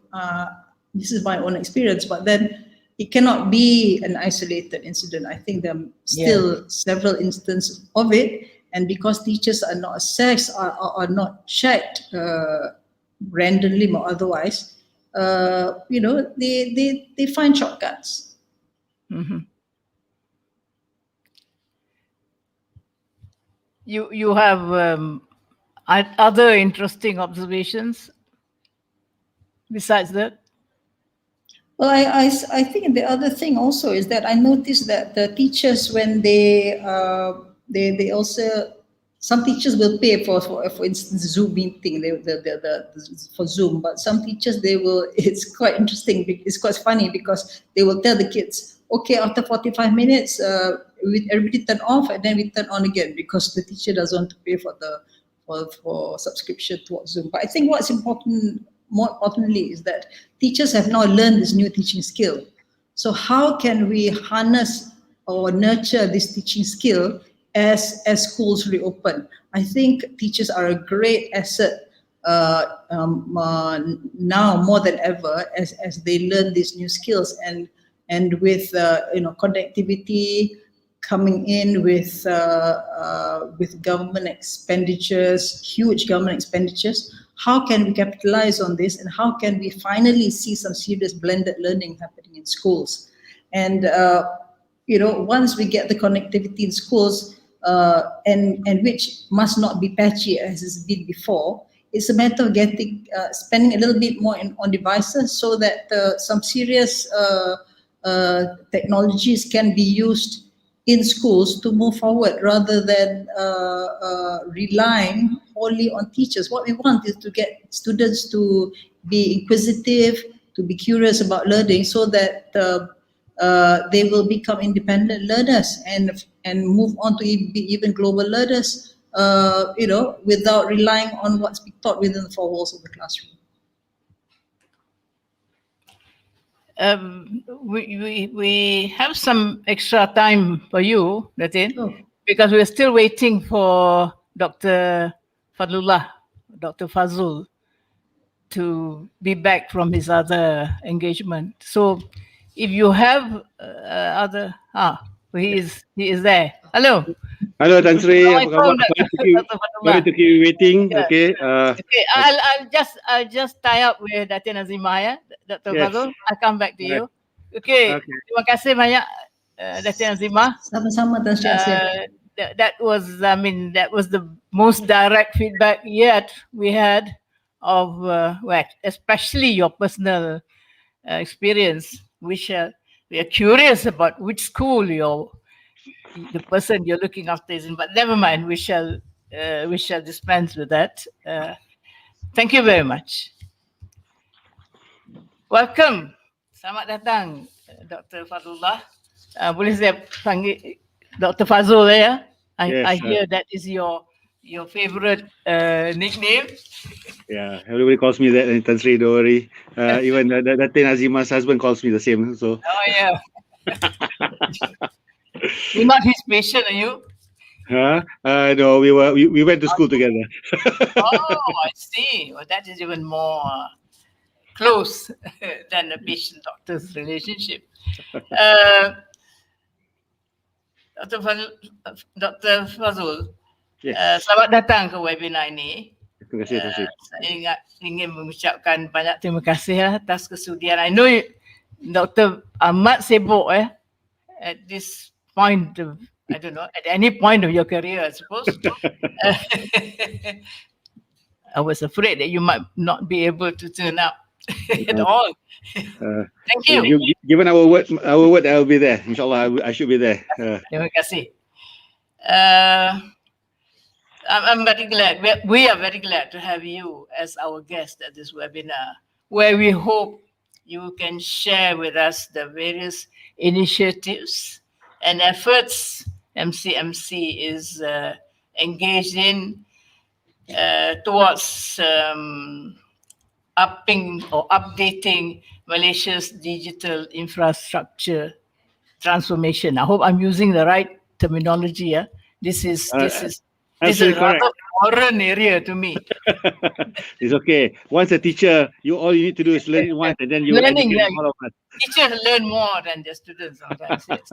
So, Doctor, over to you. I'm sure you have a lot to share with us in terms of your overview of these initiatives and how we all can benefit from it. Sila.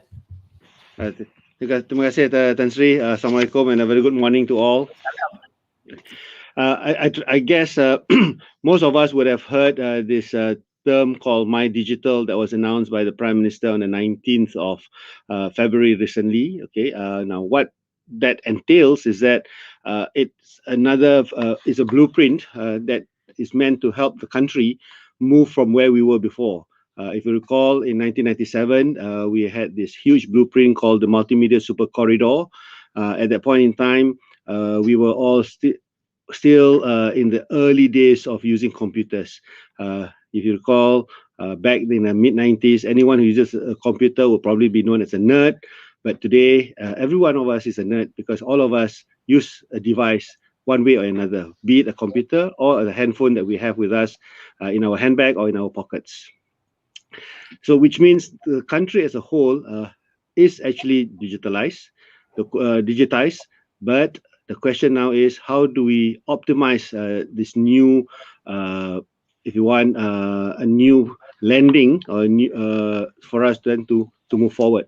And thereof, the My Digital, which is a blueprint that encompasses not only targeted areas as we saw in Multimedia Super Corridor with the flagship projects. This one encompasses everything. All industries would be targeted for the growth of the business, of the industry, largely on the premise of being on a digital platform. But like in all digital platform, we need to make sure that the highway for the platform is ready. And this is where the digital infrastructure comes to play. And this is exactly where MCMC plays its role. When you talk about digital infrastructure, simply put, there are 4 things that we need to consider. Number one, the infrastructure, which is the internet infrastructure. And internet infrastructure comes in 2 forms. One is the fiberized. If you want, in a layman's term, it will be highway on the ground.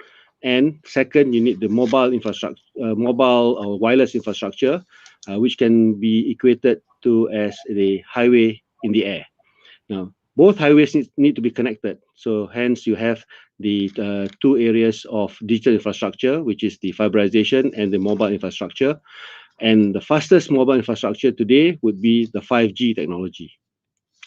Again, to make it simple, if you analogize it to a highway, 1G would be 1 highway, 5G would mean 5-lane highway. Okay, so obviously with a wider and a bigger highway, more cars can pass through, and in this case, more data can be carried. The third would then be international connectivity. The internet is never going to be us sharing within a domestic platform. It connects to the world, and therefore we need to have the infrastructure called the international connectivity, and this is where the submarine cables come into play. And last but not least would be, where do we then house this data? That would be in the data centers. And today, data centers no longer just house data simply, but it also provides a means for people to do work using that platform as the virtual means of doing it. And this is where the term called cloud service providers come into play.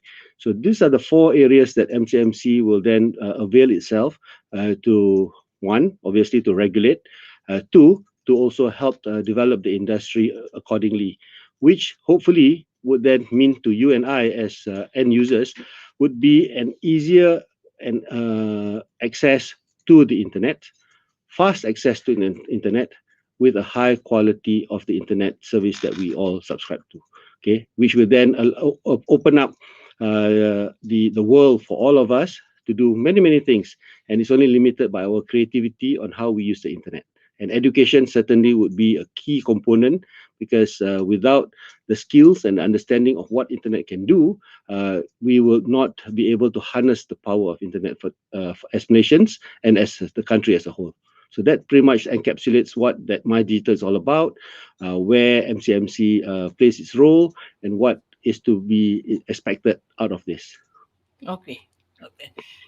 Thank you. While we welcome these new plans and initiatives, some of us can't help wondering how these developments you have just shared with us will actually impact on our educational system, which is the subject of our education in this webinar. In the earlier session, unfortunately you weren't able to follow just now, we heard that educators, students, and parents, we heard them sharing their experiences and their challenges in relation to online learning, especially in terms of availability of device, internet connectivity, etc. Now, COVID-19 has deepened, seems to have deepened, not just seems, I think it has actually deepened the digital divide. How will initiatives such as My Digital and 5G and all that help to address the digital divide needs, which impacts the education sector demographic, Doctor? Well, when you look at the connectivity that we had before COVID-19, many of us thought that it was adequate. It was not perfect, but it was seemingly adequate. But when COVID-19 came, the demand on the network, increased multifold, and hence we saw the problem of connectivity, and people say it's worse off in the rural areas, which is absolutely true. Okay, because in prior to COVID, the data usage was largely urban centric. Okay, whilst for the rural, there had been that data usage, but it wasn't as high. And more often than not, the network was meant to carry voice traffic. Okay, so voice traffic doesn't require a very big network. But because of COVID-19 and the huge swing to an online approach for education, that impacted. So I wouldn't disagree that there had been a problem because of COVID-19, and certainly the network was not up to mark. And as all networks, it can't be fixed overnight. Okay, so what we had done is actually to make sure that we are able to fix it, so that if we have another bout of COVID-19, God forbid, we would be better placed. What have we done? Number one, we ensured that investment of on the network by the service providers that's licensed by MCMC is now done on a more aggressive basis. So which would then allow the coverage of fiber, the coverage of 4G to be much better. So if you look at the Jendela document that had been made public, those are the targets that had been developed and agreed upon by the industry, and on the part of MCMC, we are now monitoring it. And for the Can I interrupt you? Sure, Tansri. Just your Jendela initiative covers the education, the needs of education. Yeah, absolutely. It covers just as well. Okay. How? Okay. It covers on two fronts. Okay.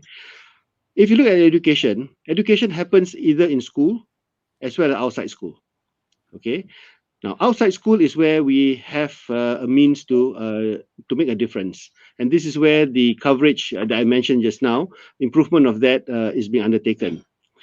In the interim period, we already have the infrastructure called the Pusat Internet Community for students to use it for the purpose of education. Two, in terms of cost to internet, the service providers have provided 1 gig of internet FOC on a daily basis. Okay, and it's still on right till April before it will be reviewed again. Okay, so that is something that we had undertaken. Is it perfect? It's never going to be perfect. Is it enough? Nothing is ever enough. Okay, but it is something that we have done to try and reduce the burden of access, okay, the cost of access, and the availability of access. Okay. The second bit is actually within the schools. Now, this is something that I can't do anything at MCMC because all policies within a school compound lies with Ministry of Education. We have advised them that there's a need for the ministry to invest to get schools connected, number one. Number two, to be well connected within the school, as well as making sure that devices are available in the school for use of students as well as teachers. Again, within the premise of the schools, that I can't say much because that we don't have purview over that. However, outside the school, we are doing what we can with regards to devices. There will be an effort done by the industry soon that will be announced to help everyone, if possible, to own a device. It may not necessarily be a new device, but as long as the device is usable for the purpose of education, inshallah, that should help them to an extent. Thank you. You have any final points you'd like to share with us? Yes, when you talk about education, Tan Sri, I would say this. Okay, as Malaysians and as parents, we need to make sure that we invest time and invest our our money to equip our future generation, i.e., our children, to have access to such devices, okay, and access to internet. While it may not be, as people argue that there's cost, absolutely. But if you talk about other things, there's also cost that people spend on. So prioritizing the spending for the purpose of education is just like when I was young. My parents said we will invest on English books so that this kampong boy can speak English. Okay, so likewise, I'm sure for the future we need to invest on our children to be able to use the internet, have access to the internet, and have the device to be able to access the internet. Thank you. Thank you. Thank you very much, Dr. Fazul. I'm sure there are quite a few questions for you, Sure. either from the nerds or from the non-nerds. We're all nerds now. No, not so much. I was never a nerd. That's why I suppose I have to learn so much to get into the digital age. Thank you very much to all our panelists. It's been a very interesting discussion. Now we turn to the Q&A, and I hope the audience has made good use of Slido.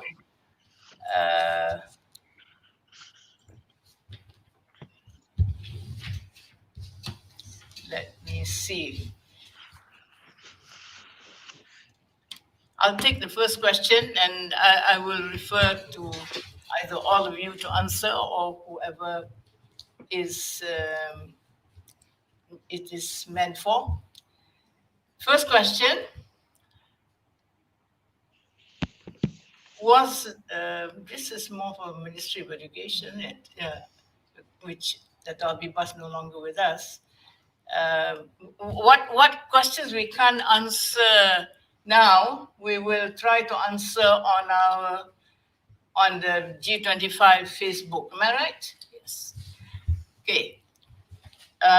For you, Cikgu Heri, does your union cover teachers in rural areas and other states outside of KL and Selangor?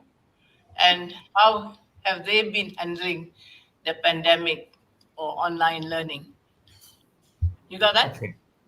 Yeah, I got it. First of all, I want to make it very clear just now, as of panelist Datin Nazima has said, she gave some of a not so good experience with one or two teachers.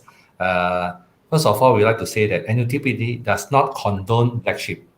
All right. So if there are teachers who do not live up to their part of the contract where they're supposed to teach their teachers, I believe there are avenues for the parents to complain to the Ministry of Education, to the Guru Besar or to the principal on the non-performance of the teachers.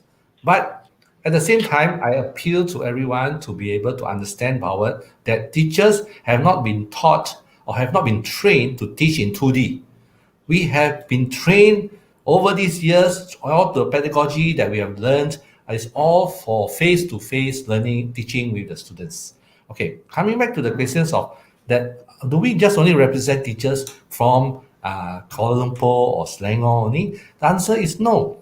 We represent teachers from all stratas of the teaching profession, from ustaz, ustazah, from those in the education department, education ministry, from the teachers who are trainers, who are the lecturers in teaching the learning institutes, teacher learning institutes. We also have members in college community, polytechnic, college vocational. We have preschooler members, genius teachers are also our members. So we have a wide spectrum. So when we say something, we make sure that we say it with facts and also from the feedback from the ground. So not only that, although we are only dominant in Peninsular Malaysia, we have our sister unions like the Sabah Teachers Unions, the Kesatuan Guru-Guru Kaki Tangan Kerajaan Sabah, Sarawak Teachers Union, Kesatuan Guru-Guru Bumiputra Sarawak, which represent the teachers in the Borneo Island or East Malaysia. So when we say something, when we talk about connectivity, when we talk about the gadgets, when we talk about how is the PDPR version 2.0, the problems that arise from the ground, we are comprehensive. I hope that answers your question. Thank you, Cikgu Harry. The next one is for Datin Azimah. I think it's for her because it's about parents. The question reads, not all parents are well informed or know how to help their kids familiarize themselves with online learning. Is there a body helping such parents besides Page itself, of course? Over to you, Nadine. I think as what Cikgu Harry has said, as much as we want to represent parents, in the end, it's still going back to school leaders as regards what parents need to do. I think it's important that parents have good relationship with their teachers, and as it has always been before and not just now, that it's important that they have a good, a smart partnership with teachers and school leaders to overcome any obstacles that come by, and by all means and at all times exercise diplomacy.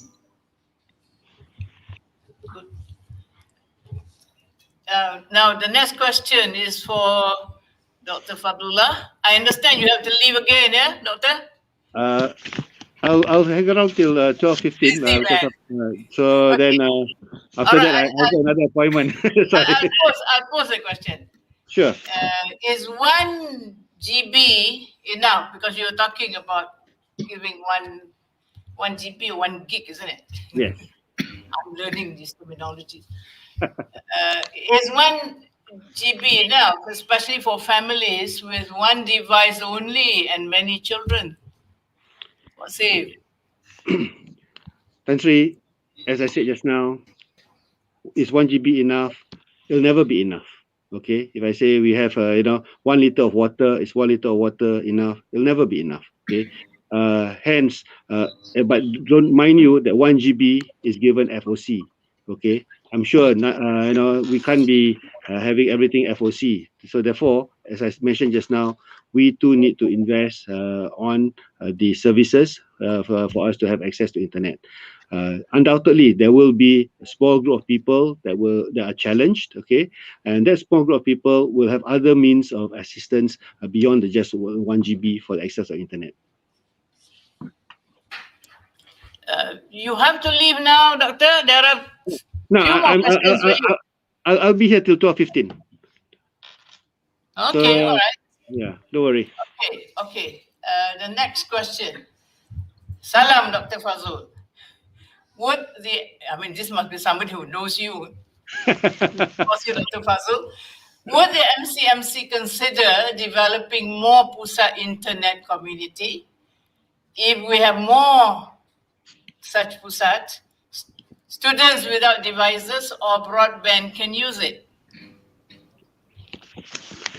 Certainly, to date, we have 873 Pusat internet community across the whole country. Okay, and we will be, adding on probably around 37 more as we redevelop the Pusat internet desa, which has a lesser specs in terms of the Pusat. Okay, so that would then bring us to the total of 910.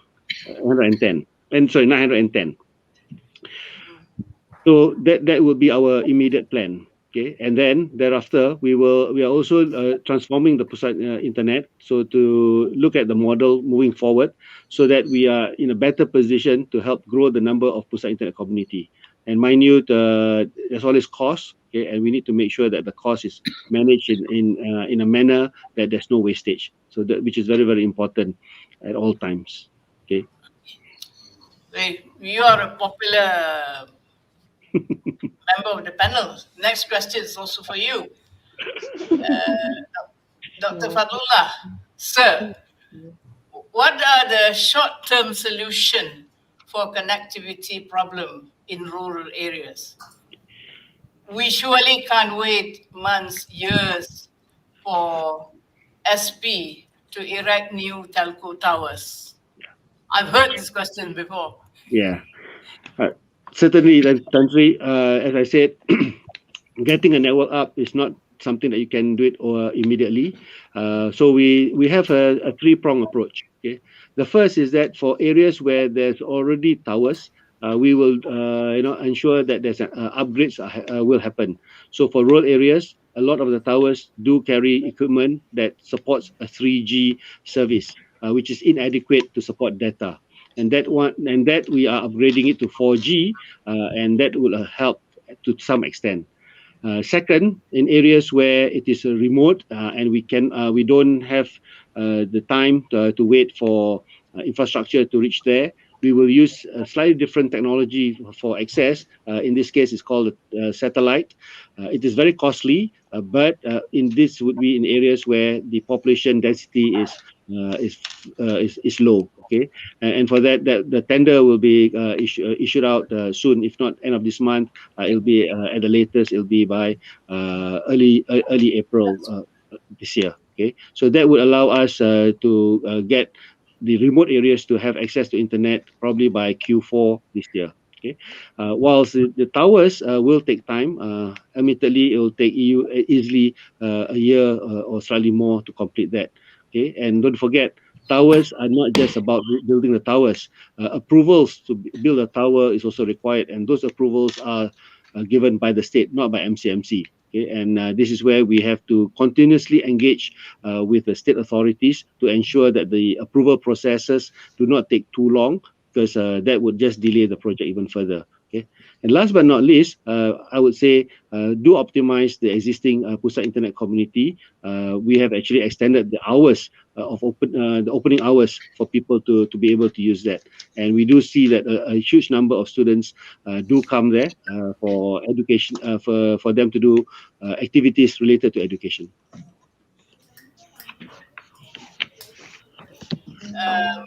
I'll throw the next question to all of you, which is, what about students who could not follow lessons throughout 2020 to 2021 and have gaps in their learning? What are teachers and leaders doing about this? Well, also parents group like Paige, Datin Azimah, and MCMC, if you have views about this. Please, who would like to start off first? Okay. Cikgu Eric raised his hand. Yes. Okay. Thank you very much. I think the question that this person has posed is also related to the question that Datin Azimah answered just now. The parents have problems teaching their students how to use their internet connectivity or internet lesson, and then hear how the students are unable to follow the lessons and so on and so forth. Now, we as teachers, we believe that education is dynamic. When it's dynamic, it means that everyone involved must engage. It's not just only learning, it's not just only between the parents and the students. So if the parents have problems, the doors of the teachers are always open. The doors of the teachers of their students are always open. And if they have a problem, they can always speak to the administrators. And if they are not familiar or not comfortable with the school or for whatever reason, then I believe that we have 435,000 teachers in the country. If you just walk down the street, I believe you can see another teacher. And teachers, being teachers, we have been recognized by the world as we are one of the most dedicated in the world. So I believe that teachers will forever want to see the best in their children. So I believe in this word, engagement. And I thank the G25 for this webinar, because when you bring us all together, we are engaging. When we are engaging, we understand the problems of our neighbors, of our other friends, or the other people who are having this, who are trying to the best to provide the best for everyone. So when we engage, when we have more heads together, we will definitely be better. Thank you. Thank you. Datin Azimah, you have... No, I think, Definitely, online learning isn't the only way to learn. I think even during CMCO, MCO, there are other ways of learning other skills. For instance, I think not just the adults, but children have learned to bake, for instance. And I think if you see from the numbers of books borrowed from libraries, it's been quite massive because a lot of children are getting into reading as well. And there's always time for more sport, more board games, and all this adds up to thinking skills as well, analytical skills, and you can even take up music, take up instrument, or learn to play an instrument better. So it's not just about sitting in front of the screen and learning, but you can a lot of other things can be learned through the internet, not just formal learning. Dr. Fazul, do you have any response to that question? Like I said, the internet opens up to a lot of possibilities. Okay, so hence, as Datin Azimah mentioned, you can do a lot of learn other skills, which actually will stand in good stead for every child for the future.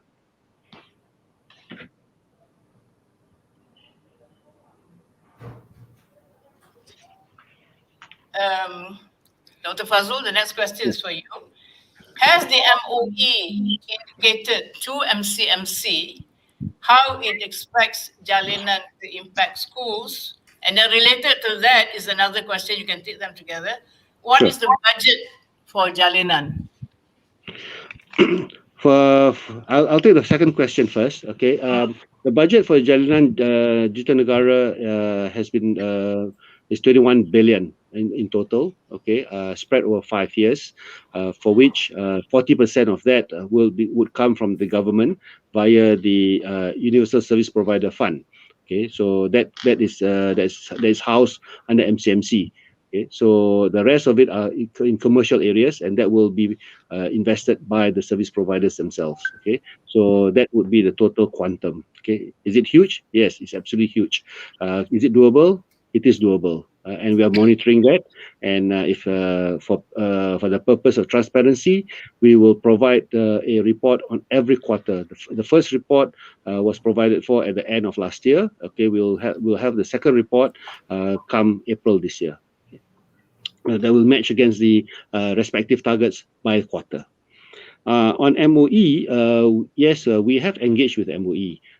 We have given our guidance to them. Okay, what would be the best approach if they want? At the end of the day, the policy of what is available in the school lies with MOE, because I'm quite sure policies are made not strictly on connectivity related matters. There will be things like how the teacher were to teach, using internet and stuff like that. Okay, but rest assured, the network. Okay, there are about 10,000 odd schools in the country. Okay, probably close to 7,000 of them today have got fiber at least to the gate.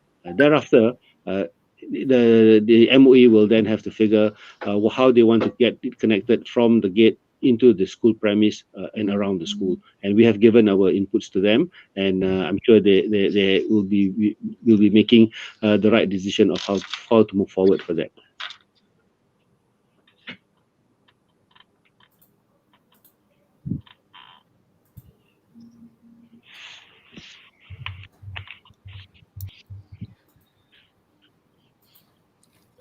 I'm scanning the questions and see which one we should take up first. The next question is for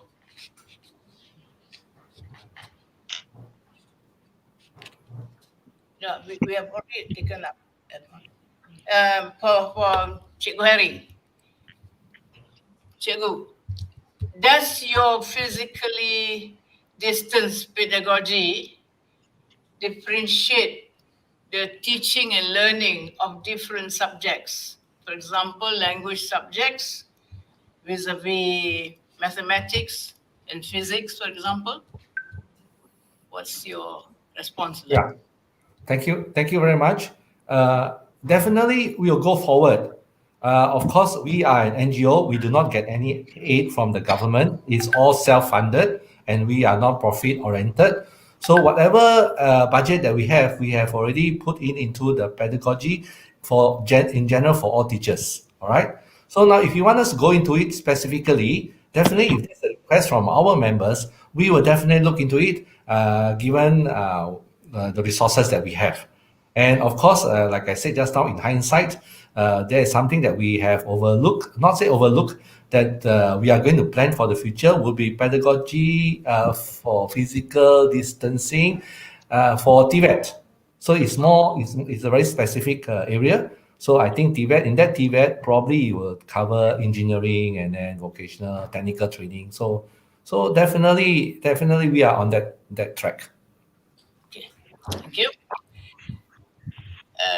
The next question is for Datin Azimah. If the MOE had thought of getting the community, masyarakat at large, to help, could it be a big help in your view? After all, the PDPR is pengajaran pembelajaran di rumah. After all, PDPR do recognize off-site learning. What's your response to that? I think this relationship with parents and teachers has been ongoing for a long time. Of course, and there's also the PIBG. And of course, some parents are more free and more committed to help some schools than others. And I think as far as PTAs are concerned, maybe only 30% are quite active. So I think parents also have their constraints. It's not just teachers who have constraints, parents have constraints too. Especially with COVID, it's about parents are keeping their jobs, parents have lost jobs, parents are looking for new jobs, parents who are on daily wage wonder where their next meal is coming from, and it's about putting food on the table as well. So while some parents have the luxury of helping their children with PDPR, I suspect most don't because of more pressing concerns and challenges of surviving day to day. So, and even if you saw the video early on, just imagine one device being shared with a family of 6 is quite staggering. And I think we have seen all kinds of efforts being made to ensure that families are equipped with at least one more device so that learning can continue more efficiently and a faster pace. So I think that's why it's important for us to quickly get back to schools, but at the same time, not just go back to schools and do what was the norm, but actually, as what the DG Education said, look at new ways of doing things so that learning will be more efficient and effective with the help of more technology than it ever was used. We have been trying to get technology into schools, but we keep hitting a brick wall, and the brick wall was, of course, connectivity. So now with Jalidan, we hope that that obstacle will be overcome significantly, so that again, blended learning, and 21st century learning, which we've been talking for many years already, hasn't quite happened in school. And I think if we don't take or jumpstart this time, we are going to be lost behind our neighboring countries, and that's very important to get our young digitally literate so that they are ready for the digital world. And and in the end, impacting the economy. The next question is also for you, Ratin. Okay. Does Page engage parents in other states too, especially those in rural areas? And is there a Page in Sabah? Though there is no page in Sabah, although we would like to connect with parents there. In fact, we would like to connect with parents in every state, but the more rural it gets, the more difficult it is to connect with parents. But we are contactable and always open to assist where we can. So this person who asked the question, maybe you should get in touch with Datin Azimah immediately. Yeah? Please do. Tan Sri. Yes. Tan Sri. Yes. Just now, in agreement with Datin that prior to this, the teachers had hit a brick wall, and the brick wall was connectivity. I'm in total agreement. And only today, now The boss of connectivity is here, so you better raise what you want to raise. Yeah. So I'm really struck by the fact that it came from Dr. Fazal that previously all our devices and all that, the concentration was on voice traffic. So the teachers in schools had the impression that when you have this 3G or 4G, this work of reporting, all kinds of reports that we had to put into the internet was easily done.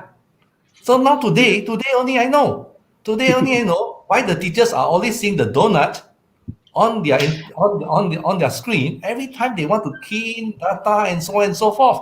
Every time 435,000 teachers rush into the system, it is a huge problem for us. And today I thank Dr. Fazal for this, and I'll definitely share this information with everyone that I meet. Thank you very much. Thank you. Dr. Fazal, any further reaction to what Cikgu Harry said? Yes, certainly.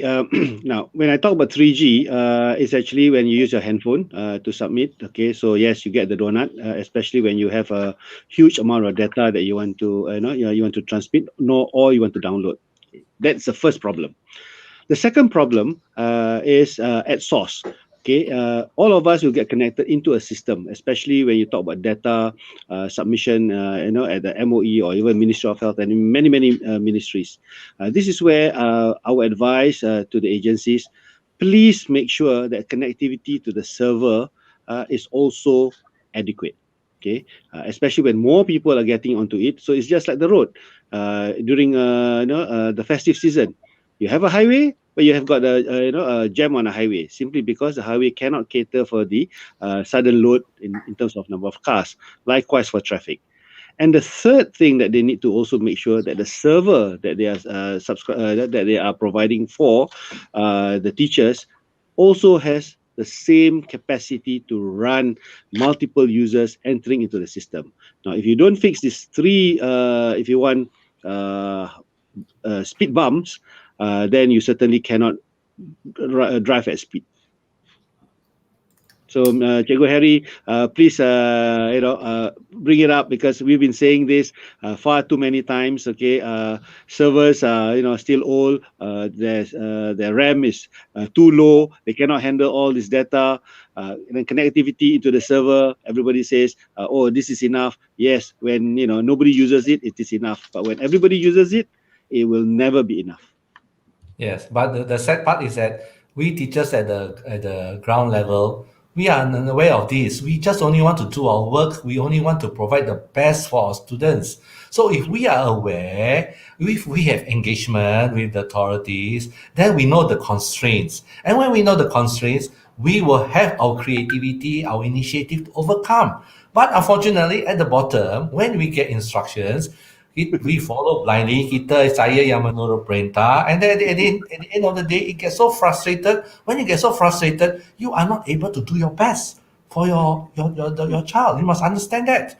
So the magic can only happen when the people at the top understand what is happening at the grassroots level.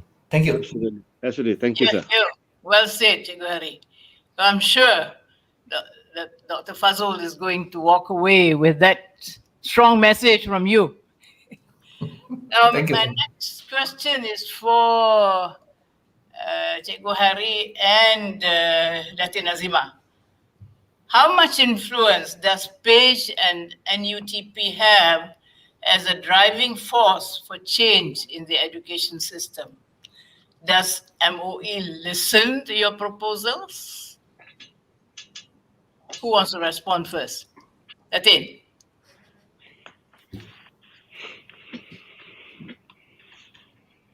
I will respond first. Yes. I think like what DG of Education said, it takes a long time to move things in the Ministry of Education because there's so many. You're talking about 500,000 teachers, isn't it, Harry, and millions of students. So I was in the MPK for 2 years, and we met almost 100 times, and we've come up with the recommendations for the minister at the time. And in the end, during our 24 months in the Majlis, it ended up with 3 ministers of education. And I understand that our recommendations are still sitting on the table of the Minister of Education. And I think it's important that he looks at it now that we are approaching normalcy, and that let's get on. Let's look seriously at our recommendations and not bother about having another majlis, because if you come up with another majlis, they're going to take another 2 years, which will come up with their own set of recommendations, will probably duplicate ours. So let's seriously look at our recommendations. Otherwise, I think it would have been a failure of the Education Act to put the majlis in there if they're not looking at what we have suggested. So I think in the end, no matter what anyone says, I think the Ministry of Education has a mind of its own. But they say they engage, but I'm talking about the Majlis, which is the highest authority outside the Ministry of Education. And even with our recommendations, no one is doing anything about it. Over to you, Cikgu Hari. Thank you, Tan Sri. All right. I will try to be as diplomatic and as kind as I possibly can. But first of all, I want to state the facts. All right. Now, NUTP represents 230,000 teachers at the grassroots level in Peninsular Malaysia. We have our sister friends who are representing about 50,000 teachers in Sabah and Sarawak. Okay. We are workers. We carry out, we implement government policies. We do not dictate. We cannot, I mean, of course, we can give our feedback, but we are not the policy makers. Another fact that I want to share with you all is that the media harness each and every other day for educational issues. Another fact is that we have appealed to the minister to meet him so that we are able to put forth our problems at the grassroots level. Two papers are pending. One is the needs of the deaf teachers in our system, and then the problems plaguing our TVET education in the ministry. And we have a host of other issues like wardens and so on and so forth, all right? So we have written to him numerous times. We are waiting for him to have some time for us to tell him what is actually happening at the grassroots level. Now, saying all this, the answer to the question is that no, we don't have influence on the ministry or what, because they have a mind of their own. They are making the decisions. Like, for example, in PDPR, they have asked us to do it. We do it. And then they have come up with another version, PDPR 2.0. They ask us to do it. We do it. And of course, there are problems, but the problems we try to have engagement is all through the media.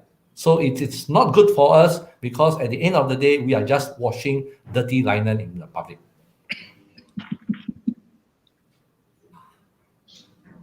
Very diplomatic. Washing dirty linen. We have one last question. I think we have time for one last question, and I think all of you might like to have a go at this question. Can blended learning be a reality in schools? wants to go first? Datin Azimah again. I think it has to come Somebody from in the- MCMC. But I think it has to come from MCMC because that's where connectivity is involved. And I think that's also pertinent to teachers because they are the ones who will conduct the blended learning.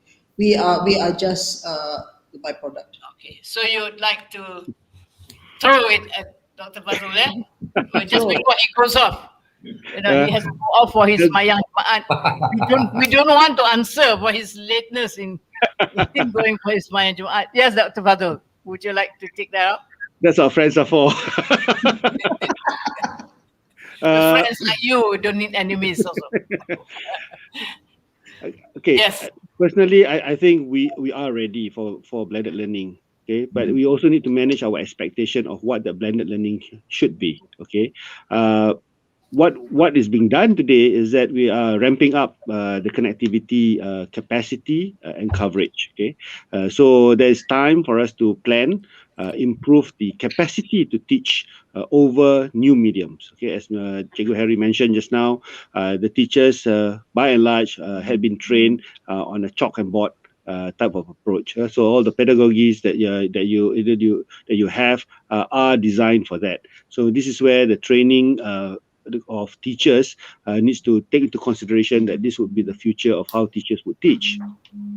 Secondly, I would say with connectivity, the approach by parents to the child's learning would also need to change, whereby we are a lot more open to learning things beyond just the textbook. Okay, because hybrid learning need not necessarily be only a textbook-based curriculum. There's more to it, and with internet, it allows us to have more information. Okay, the most I would say from a futuristic standpoint, maybe at some point the curriculum can even recognize curriculums of other countries. Imagine if I'm studying in Malaysia, but I would like to attend a class of a similar top subject, say in the UK. Yes, time difference aside. 9 a.m. in UK is what 3 or 4 p.m. here. And if I as a student would like to to attend such a class, is it possible? And would that be recognized as also a learning hours that I have undergone as a student within the curriculum of Malaysia? So a lot of policy issues need to be thought about, but certainly connectivity is always going to be the basis for that. And inshallah, with the effort done by the industry, guided by us, and the investment that they're all making into the network, should allow us to be better placed to undertake many of things that we had thought about before, but we've not executed it till today.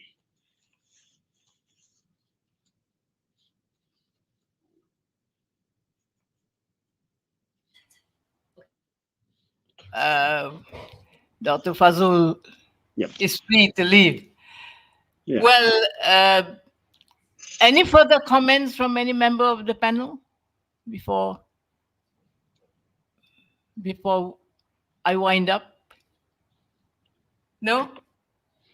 Cikgu Harry, any last comment? Yeah. Let me be the anchor. All right. Now, the IoT, the Internet of Things, is the equating factor. We have come so far after this MCO with this online teaching, asynchronous, synchronous teaching, face-to-face, and so on and so forth. We are not going backwards. It is going forward. Now, when you talk about hybrid or blended, we need to be clear. Are we talking about a class where some attend school and some, because of safety issues or problem with your parents or some logistic issues, they are not able to attend class physically? So the teacher also will be broadcasting whatever they are teaching in class to their students.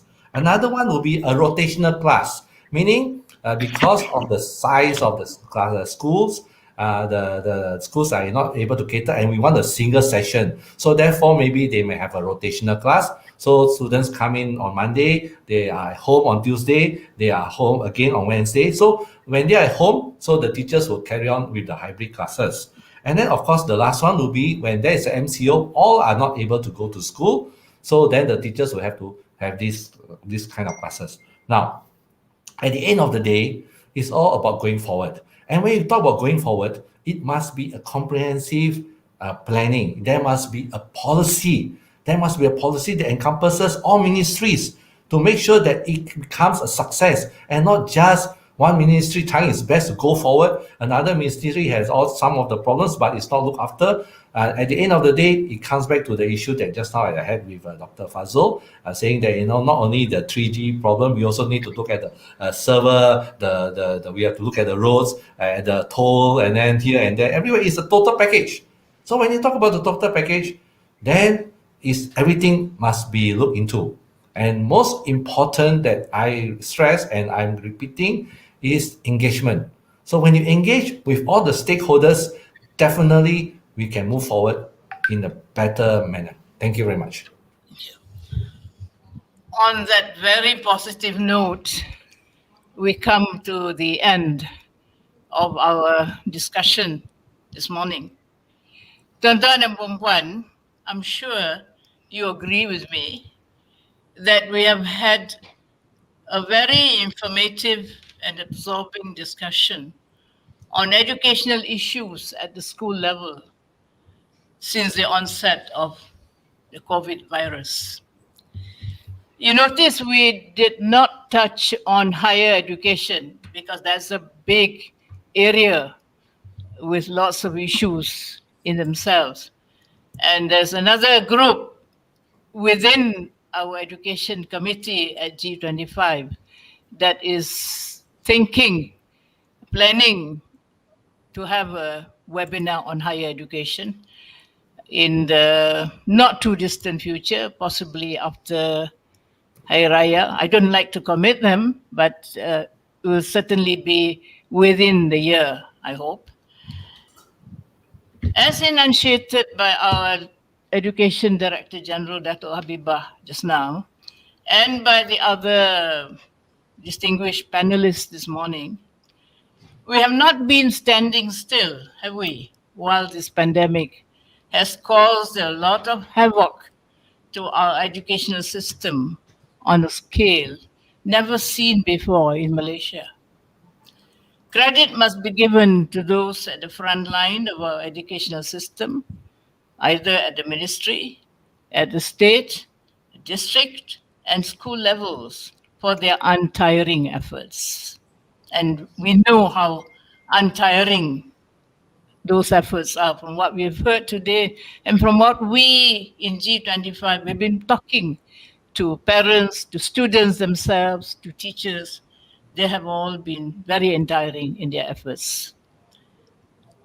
Of course, there have been problems because the pandemic has caught all of us off guard. The past 1 year has been a huge learning curve for all of us Malaysians. Some of us who are more fortunate were able to rise up to the occasion sooner than others. But for others, especially our brothers and sisters in the less fortunate domain, like our B40s and their children, we notice are still panting from the shock and still groping for a solution or solutions. There have been great efforts made by the government, the private sector, and civil society to ease these problems. But due to the size and nature of the problems, it will take time to alleviate them, as Dato' Habibah herself acknowledged in her presentation just now. Some of us have dramatically talked about the loss of a generation when referring to what has been lost in terms of the education of our children. I know this sounds like an overstatement, but if you add up all the hours and days and months of loss to learning time, despite all the laudable efforts at online, virtual, and visual learning through TV and other means, what has been lost, you must agree, you have to admit, are difficult to replace. We hear all kinds of financial packages put up by the authorities.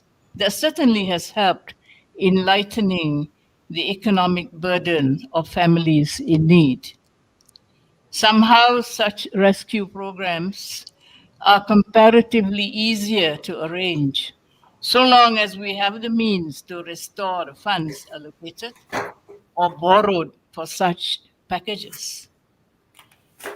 But losses to precious learning by our children cannot merely be retrieved in ringgit and cent.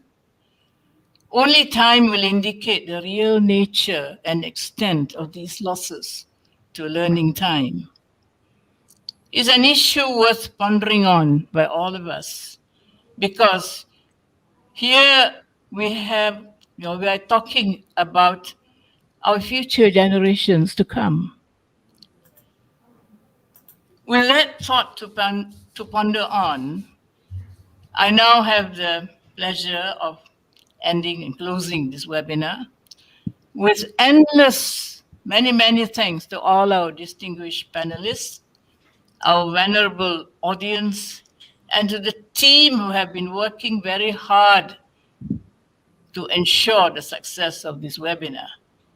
No name shall be mentioned. They know who they are. Thank you very much. Till the next webinar from P25. Thank you again. Bye-bye. Assalamualaikum. Salam. Encik Gary.